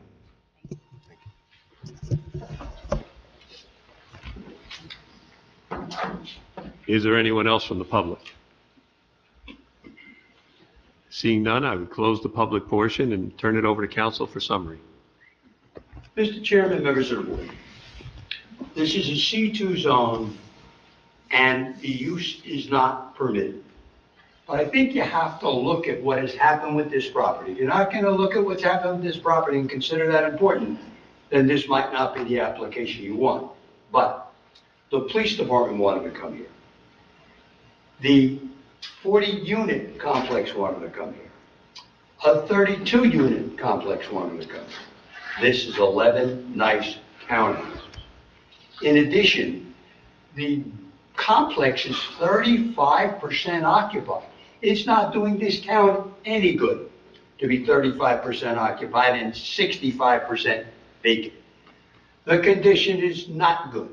If they can't get tenants, you for sure, they're not gonna spend money on a building. What do you think can be done to improve this site? I live in this town for 51 years. I think the use is an excellent use. I think there's a need for this in this town. Take a look around. You don't think there's people who want to downsize and stay in this community and be close to the main drag, the CBD as we call it? There certainly are plenty of them. So this is an opportunity to improve dramatically what we have. I'm going to just read a couple of quotes. You've already heard them. These are quotes from my planner, who I think did an outstanding job. He says, "We are taking a failing commercial development and redeveloping it as a step down between the commercial corridor and the detached single-family homes to the north and the 2- and 3-family homes to the east. This is clearly what's happening, and it's very important. In addition, these are for sale units bringing people into the community, not tenants who are going to come and go. People who are going to have an interest in the community. People who want to be here, people who want to stay here. And my bet is you're going to find that half the buyers are for people from town who want to stay in town and downsize." I'm also going to read another quote again. "Promoting a desirable visual environment and removal of potential blight from an obsolete development that has exceeded its life expectancy." Do we want that left the way it is? Do we want a blight like that sitting adjacent to our main thoroughfare? In my opinion, certainly not. We believe, this is another quote from my witness, "We believe that the density and selected housing type is appropriate for the location, adjacent to the town center, backing up against 2- and 3-family homes in an R50 zone, and appropriately transitioning." Now, there's a concern about reducing the number. If you reduce the number, you're down to less than 12 units per acre of market rent units. Yes, there's 2 more, but they are affordable units. So you only have 9 market rate units. You got 11, but 2 affordables. And a few affordables, as I know too well, based on what happens in my neighborhood, are needed in this town. It's a benefit to have an affordable. Let me just look at my notes for 1 minute. It certainly serves the community need. It certainly doesn't impair the intent and purpose of the zoning plan. It certainly advances the purpose of the zoning because we're improving dramatically on what we have there. 1 more minute, no, terminate. Obviously, I believe in this application. I wouldn't have taken it in the first place. As to the decks, if the board wants the decks, rooftop deck removed, my client's willing to do it. It's an amenity I think that might be good. If I were a buyer here, I might be interested in it. But if something the board thinks would improve the situation to allow you to approve it, he will be happy to remove it. As to parking, there's 36 legal spaces, 33 actual spaces, or 6 beyond that which is required. As to outdoor space, each unit has outdoor space, and there's a common area, and you can walk around the entire facility. So I just think this is a terrific application for this site, and I'd like you to compare it with what's there now, the police department going there, 32 units going there, 40 units going, that's what's happened.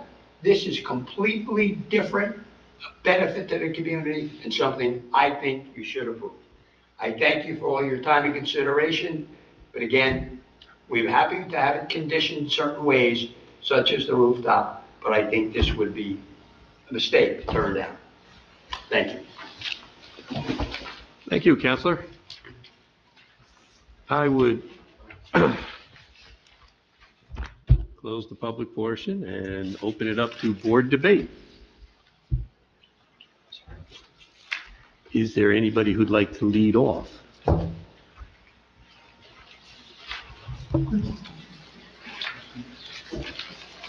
I would just say I like this version better than the last version. I think the improvements that have been made are fairly substantial. I'm very pleased that they're able to save that tree. It's a beautiful tree.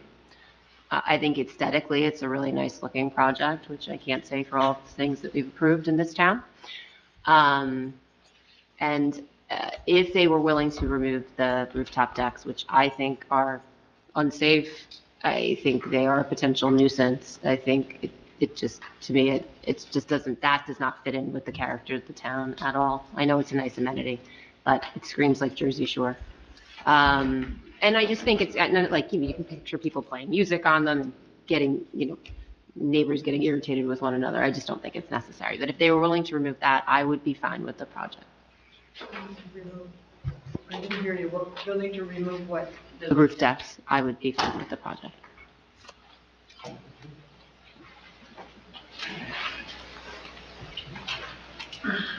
Yeah, I'll just say my piece. I stole my thunder on that one. Yeah, I mean, same thing. I think dramatic improvements on this go around. I think there was some discussion about relooking at the box truck component. But I think that a lot of the adjustments that were made, the care of the property, I think it's, yet to be seen in terms of the backyards, but I think that's more of a property management component. And I guess if, we're going to talk about that, and then we can talk about that. But, I think for me, the biggest thing is the rooftop. I mean, I understand it is, a viable amenity, but if, in the future, we are going to look at the town center and whatever is going to be done there.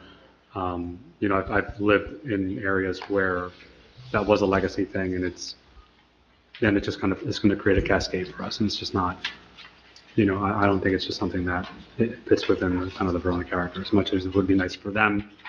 Again, it's not like we're talking about one here, we're talking about 11, and it's just it's a cascade from there.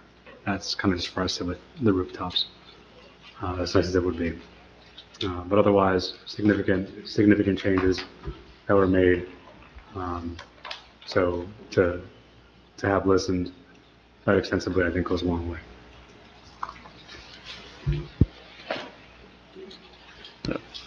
So I'll say, Mr. Petrie actually said it, that it is a stepping down from Bloomfield Avenue on the town center, going down to the basically detached residential zone.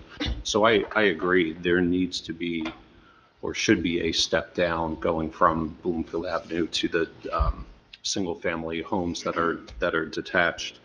Having said that, I do think 11 units is still a lot, and particularly also that they're all 3-bedroom.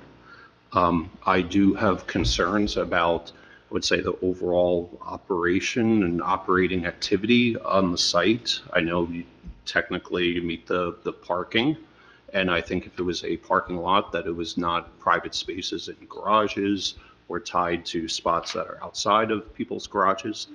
I think it's going to cause a lot of issues, only having 4 spots on site for visitors or people that ultimately use the garage spots for storage, and then they're parking in front, and then they end up parking in the 3 spots. You're going to have Amazon trucks coming in and out all day. There's going to be repairmen, this and that. It's going to be a nuisance to that area on Grove Street that's already very busy. It's going to cause traffic problems, safety concerns from that regard. I think that there'll be incidents even within the kind of the private drive itself. I still think that the snow will be an issue when it comes to that. I just think there'll be lots of different issues and problems with the operating on site. And again, part of that I think is 11 units, and all 11 units are 3 bedrooms, so you're going to get a lot more people in there. I know there's all the side yard setbacks, rear yard setbacks, landscaping buffers, like all of it is screaming that it's just a little, it's too big for the spot as the way it's currently designed. The density, I know we're saying it's 12 units per acre, but that also excludes the affordable units. But we can't ignore that they're going to be there. If you wanted to do 10 affordable units, that means they're still going to be there. Like that's still going to be a denser spot. So I just can't ignore that when you're looking at the actual density of what is on site. So, yes, rooftops, they could go, but in general, I'm not in favor of the application.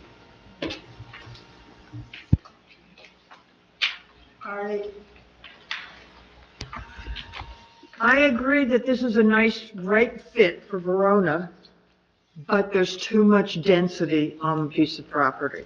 I think it's a nice, all these positive things, nice transition from the center of town to the residential area on Grove Street.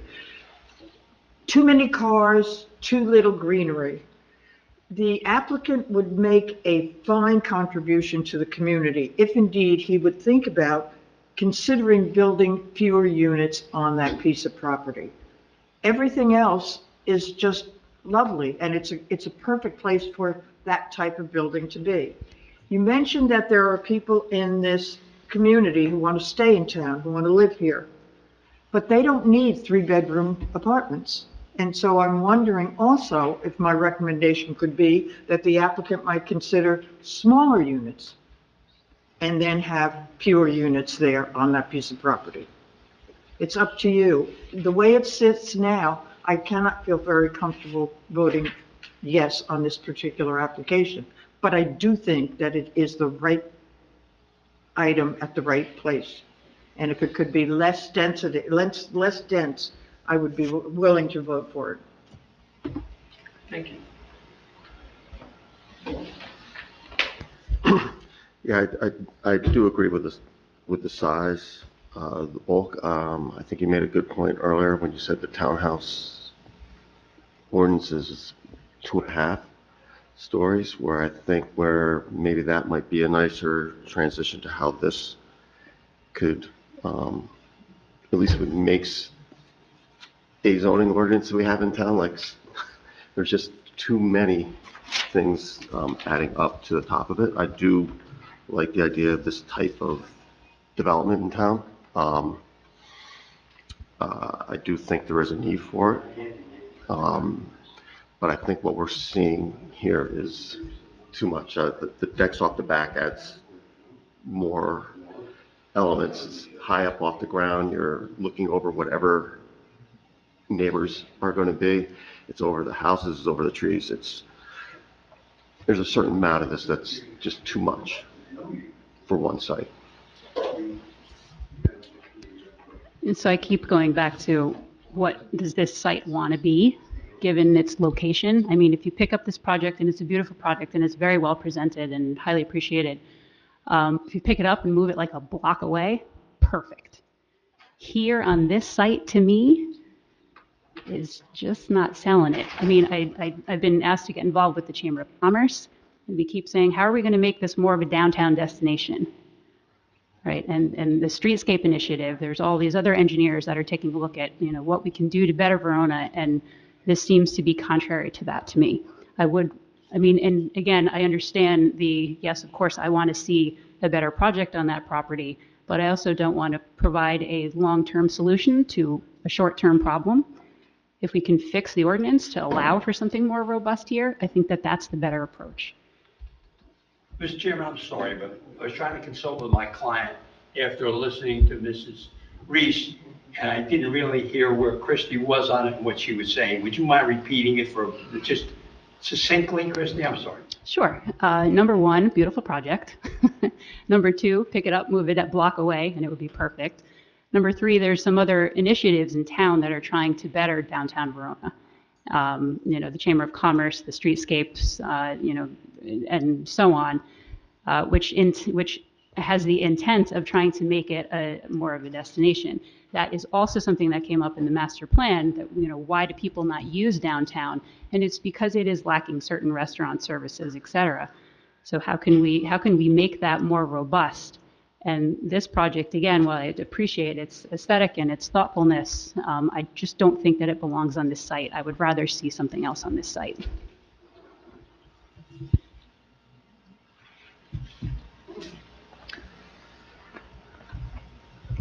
Okay.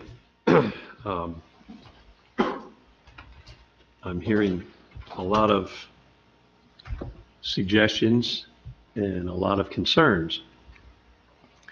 I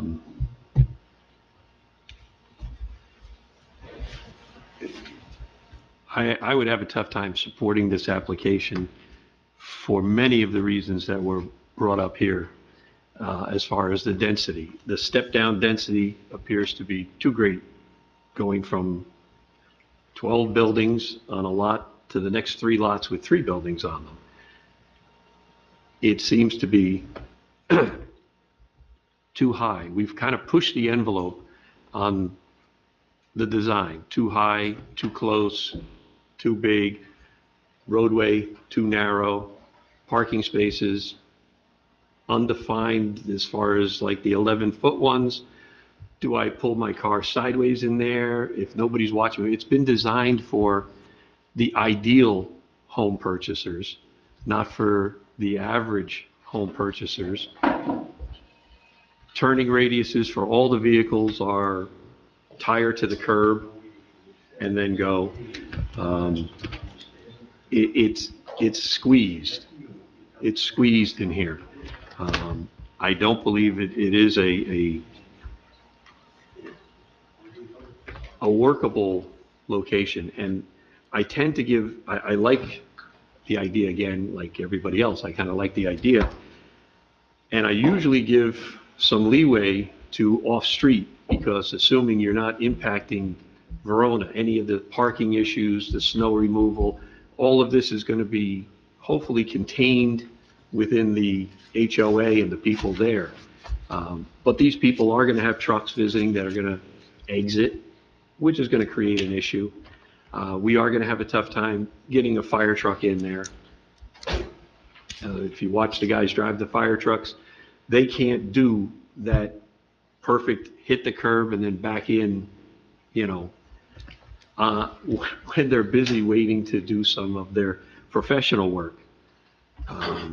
So I have a lot of concerns, but as far as proceeding with what we do, is anybody interested in attempting to approve and condition this all the way down to, 2 units, no rooftops, no decks, no fences, is that the direction you're looking to go in? Yeah. Is that a new application? Actually? Technically, that would be a new application, which would be required to prevent double jeopardy, or? Well, there's some options. It's a little late in the game now to modify the application that the board heard, but if council were willing to condition and then post-approval conditions on some engineering approval, if they wanted to, eliminate a unit or 2, and that was okay to the board, I'm sure we could shape a way to do that this evening, subject to, because the testimony would apply whether it's 12 units or 10 units, right, or 11 units or 10 units or 9 units. So if that's something that the board were inclined to do and the applicant were inclined to do it, I'm sure we could, shape a way to do that and make it, you just add conditions. Because again, the proofs have been presented, and what I'm hearing is that everything makes sense except it's too big. And so all of the testimony will still apply. There's some, you had said, I think, Mr. Chairman, it's too high, or Mr. West, it's too high, it's too wide. It's a nudge here, a nudge here, and a nudge here. So if the board were willing to cut off some of the excess, then I'm sure we could shape it.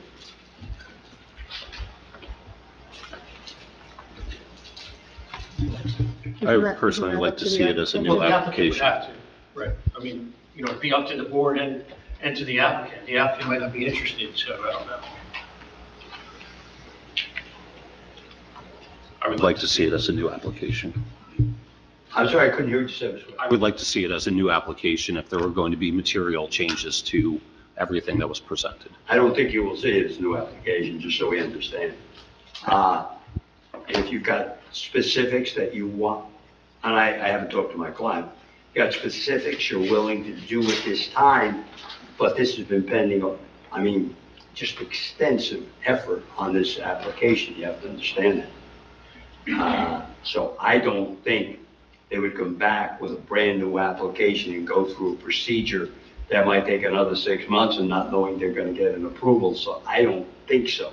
If you've got some hard suggestions that you think would make it, like Mrs. Reese, I think, said 2 units, I'm not saying my client would agree to 2 units, but if you got some hard suggestions you wanna make, we could adjourn and come back next meeting with those, but I can't start all over again with this application. I don't believe the client will do that. But if you give me 1 second, I'll confirm what I said.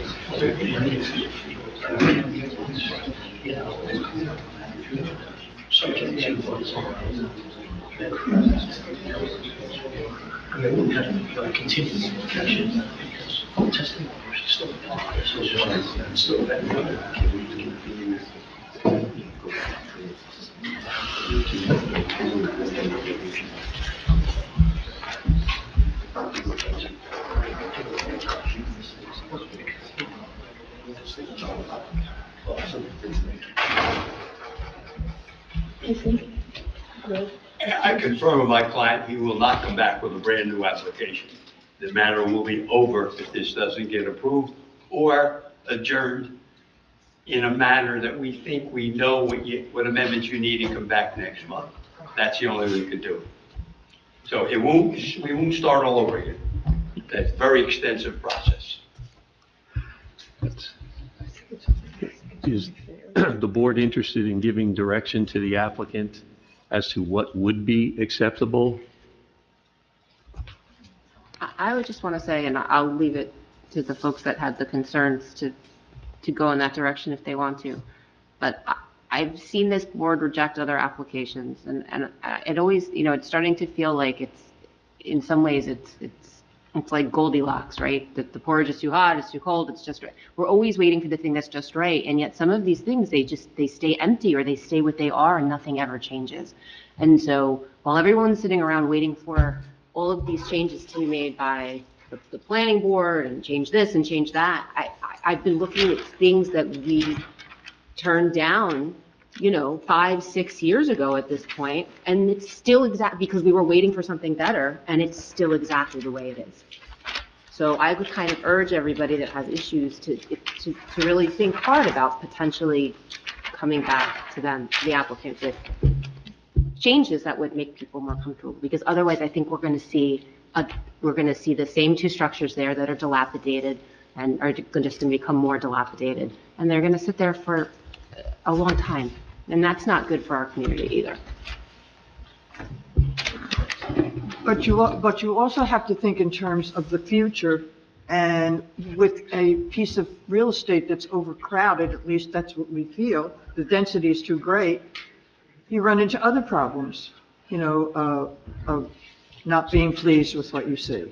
So I think that's another thing that we have to consider. Absolutely, but I think it's worth it if there's some kind of consensus that can be with where it's less dense and folks on this board are less concerned or not concerned anymore, that we should take a stab at it. Because otherwise I'm just worried that this lot is going to stay the way it is for a long time. Mr. Chairman, can I say one more thing? Sure, Bob. So, Ms. Reese, I understand you think it's too crowded, but look what you have there now. Look what the options have been over the last 10 years for use of this property. Look the condition it's in. Nobody in there. Not good for any for this town. So this client's walking away unless you give him something reasonable to work with, and now you're stuck with this property for years and years. And if you look at what's going on in town, I live in this town 51 years. I'm a land use lawyer. I was the attorney for this board for 40. Nothing's happening. Nothing's happening. You don't see any new construction of any consequence going on here. So, Mr. Cassion, and when you did, you gave 2 of the units. The ones that they gave at Adam Flag, You know that was too many. Ridiculous. That's how they got it. That's how they went ahead. Ms. Christie, go ahead. Tell every debate me on it. I'm willing to go. I would debate it. I don't want to speak for everybody else on the board, but I think there could be a meeting of the minds here. I think there could be a negotiating spot. You gotta be reasonable with it, and again, the client can't, I mean, I don't want to talk dollars and cents, the client can't give away everything. He's gotta have a reasonable deal, and he thought this was a reasonable application. Some board members think it is, some board members think it's not. Obviously, I need 5 votes, I'm not getting 5 votes, I can clearly see that. So, we're willing to compromise a little bit, but we can't change the entire project, and we can't come back with a new one 3 months from now, or 4 months from now, after the architect redoes it, the engineer redoes it, and my client goes for time and substantial dollars. Your choice is to leave it the way it is for a long time to come.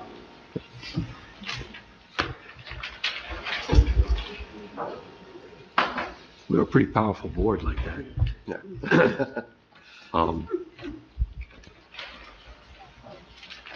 We're not the Economic Development Corporation. We simply grant variances from the current laws that the town has. So,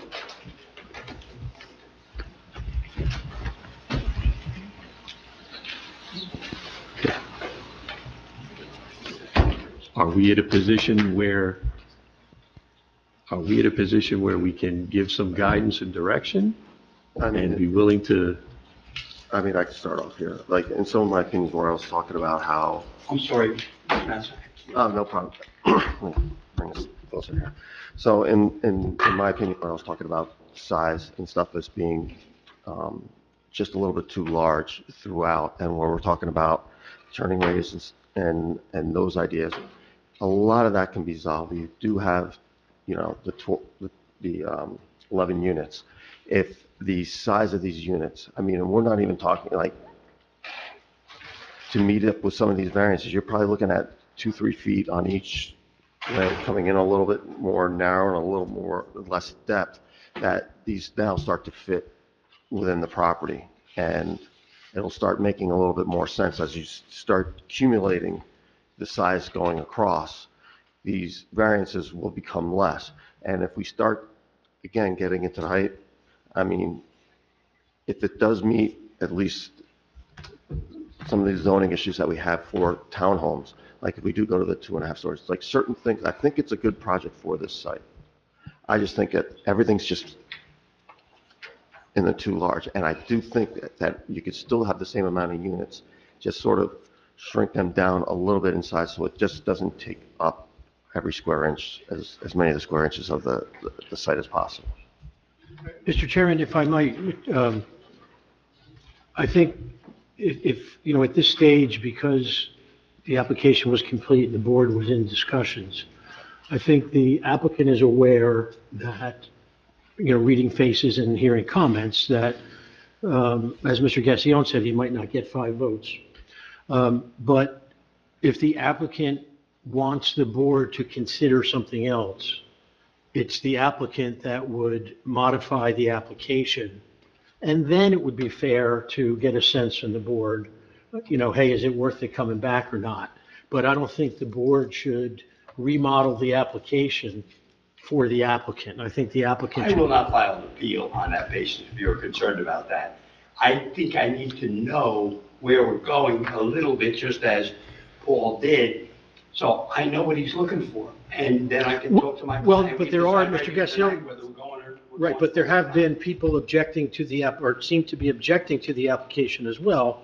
So worried about people appealing from that sense too. As you know, the board is not able to fashion the applicant's application for them. And again, there's people who seem to be against the application as well. So it's a balancing. So I think if the applicant, if you said, oh, we'll do 5 units, what do you think about that? I'm using an absurd number because, then you get a sense of, okay, come back. But, you get a sense from Mr. Mathewson, his view, but again, it's not the board telling you, as you know, it's not the board telling you, come back with this, and then. Get a little sense of Right. what they would deem acceptable. Right, but what would you, I think it's, are you looking, hey, if we do 10 units, we can come back? Or if we do 11 units and slice some square footage? But I think before the board starts, I'll give you an answer if you're looking for an answer. Yeah, absolutely. I'll give you an answer. Right, I'll give you an right. answer in 5 minutes. Okay, all right. Why don't you take a 5-minute recess? Well, that's and up I'll to get Mr. Chairman. It's 11 o'clock, we can take a 5-minute back. recess. Give me an answer in 5 minutes, or we will.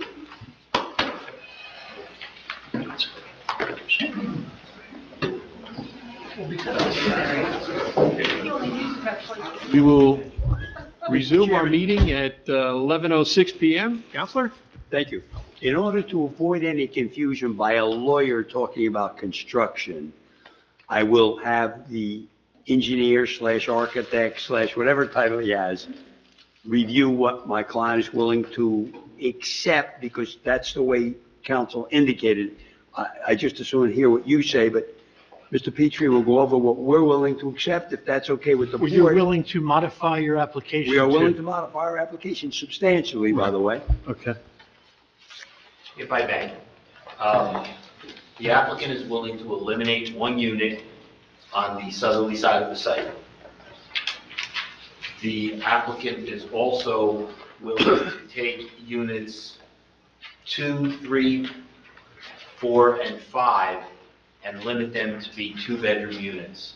The first affordable unit has to be a 3-bedroom. So by taking these down to 2 bedrooms, we believe that we'll be able to shrink that upper story and create that 3rd story under a sloping roof so it meets the definition of your ordinance of a half-story with dormers, thereby taking our 3-story structure, stepping down to a half-story structure, reducing by a unit and reducing the bedroom count by 4 3-bedroom units will become 2-bedroom units. So we would have a total of 1 affordable 3-bedroom and 5 market rate 3-bedrooms and 4 2-bedrooms. And we're now down to a total of 10 units as opposed to 11. Mr. Petrie, the massing, as far as the setbacks, would remain the same? We're going to, well, obviously, by eliminating the unit on the south side, we're going to be under our maximum building coverage. So we would be eliminating that variance. We would be increasing the rear yard setback, and we would work on the footprints, but generally, the goal would be to step from the 3-story down to a half-story as we go towards the detached single-family residential units and reduce these to 2 bedrooms. So it speaks to, I heard unit number, I heard bedroom count, and I heard setbacks, and I heard coverage. So I tried to hit all of those. I think in doing that, we would also be able to improve, because if we eliminate a unit, we'd be able to improve turnaround and perhaps be able to increase some of the surface parking. That's what I got in 10 minutes. Sure.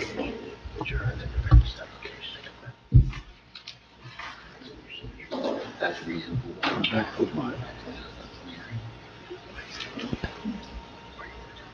Mr. Chairman, before you start, if I could, Mr. Chairman and Council, what I would request, if it's okay with the board and obviously permissible legally, would be that if you're satisfied with what my engineer, planner, whatever title he takes, has presented, that the board could please vote in favor of that, subject to coming back at the next meeting with revised plans, which he will review for the board's final approval.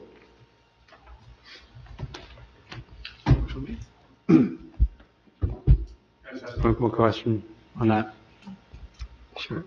When you talked about the changes on the dormer side of the house, does that change something to like the deck end on that side? I'm sorry. To the decks, does that change anything on the decks on that end? It doesn't change the decks. Like the deck heights or anything? We could, No, I just didn't know if that was part of what you had mentioned. Okay, that's fine. You can always come back with that. That's cool. if the decks on units 3, 4, and 5 are a problem for the board because they, but, we'd be willing to do service patios at that location. I was just curious. Thank you. The decks on the south side of the commercial use, I don't know that they're intrusive in any way.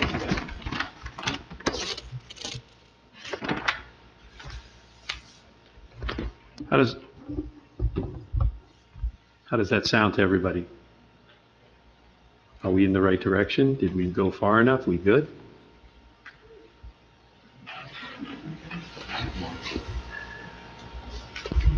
I mean, I do like what you're saying about it, so I do believe that's heading in the right direction. I think that's at least what in my notion. So I would be in favor of seeing what you have to present. Okay, so are we talking, at this point, we would be making a motion to approve conditioned on returning? How would we word that? What I would do, I think I would do a hybrid of what council suggested. I would approve 10 units this evening because that's the use variance, so you're approving the 10, and then subject to site plan approval. Subject to site plan on the bulks. I think that's the height. Right. Mr. Petrie, you said there wouldn't be a height variance anymore, correct? No, I didn't say there would be a height variance Okay. anymore. I said that we would reduce the height variance by eliminating the roof decks, and we would step a 3-story Okay. building to a 2.5-story building on the north side. Okay, so that would still be a D. It's still a D5. D5, but, Because we're dealing with existing grade. okay, so it's not going to be any higher. I'm sorry, D6. D6, right. D5 okay. is the FAR. Right, okay. And that's, So I think the board could give the D6 variance because you're going to make it no greater than what the board is giving you this evening. You're actually going to reduce it. Reducing it. So the board can vote on the D1, on the D6. And then there was the D5, which we would be reducing the FAR variance. Right. But I can't tell you by how much. Well, but that's again, so they would come back less and. There's still going to be an FAR Subject to, variance. right, and then but subject not to site plan. nearly as great. right. Subject to the site plan approval. Right. And the tree plan. And the tree plan.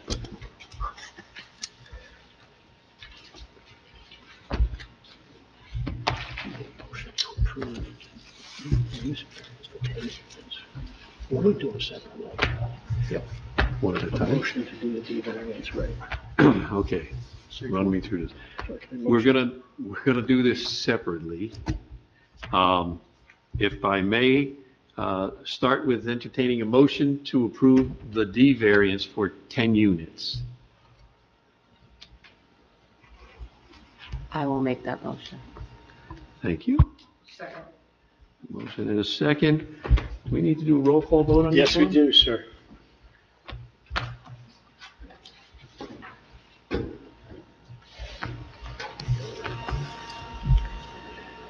Dr. Rees? Yes. Dr. Cortez? Yes. Mrs. Murphy Braddix? Yes. Mr. Mathewson? Yes. Mrs. Di Bartolo? No. Vice Chair Weston? No. Chair McGinley? Yes. 5. So now you have a motion for to grant the D5, the D6 variance, height variance. D6 height variance. Okay. Need a motion to approve the D6 variance for the height of the buildings?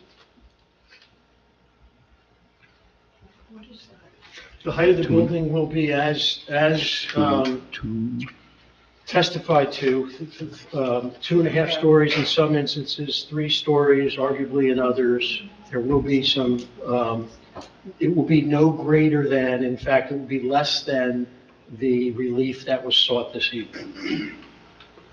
Less than. Yes, it would be less than the relief as sought this evening. Those who voted no on the first variance can still vote on the Yes, yes. Okay, I'll make that motion. Second. Okay. Dee Dee? Dr. Reese? Yes. Dr. Cortez? Yes. Mrs. Murphy Braddix? Yes. Mr. Mathewson? Yes. Mrs. DiBartolo? No? Vice Chair Weston? No. Chair McGinley? You're killing me. Yes. Now the D5 FAR variance. Also going down. Yes. Motion to approve the D5 variance for the FAR going down.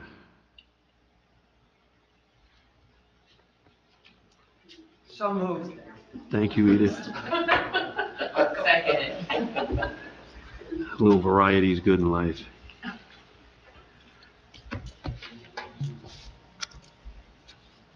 Dr. Reese? Yes. Dr. Cortez? Yes. Mrs. Murphy Braddix? Yes. Mr. Mathewson? Yes. Mrs. DiBartolo? No? Vice Chair Weston? No. Chair McGinley? Yes. So, Mr. Chairman, the D variances have been approved. It would be subject now to final site plan approval, correct, counsel? And other than that, there's no vote on the bulks at this point because that would be with the site plan approval. I do agree.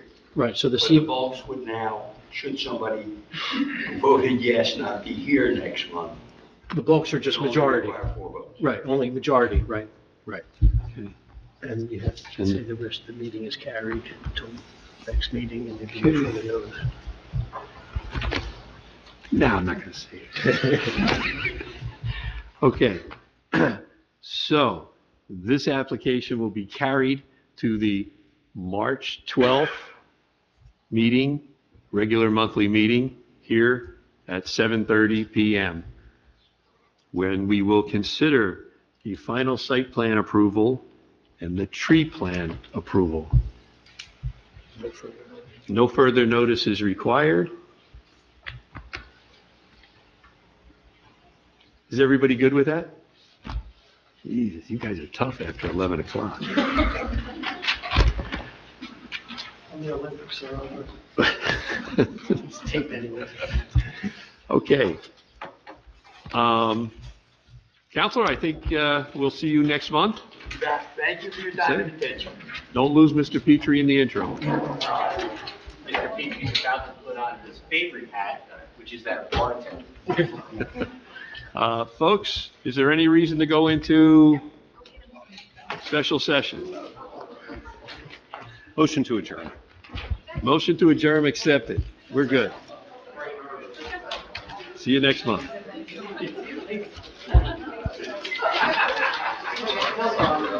Thank you.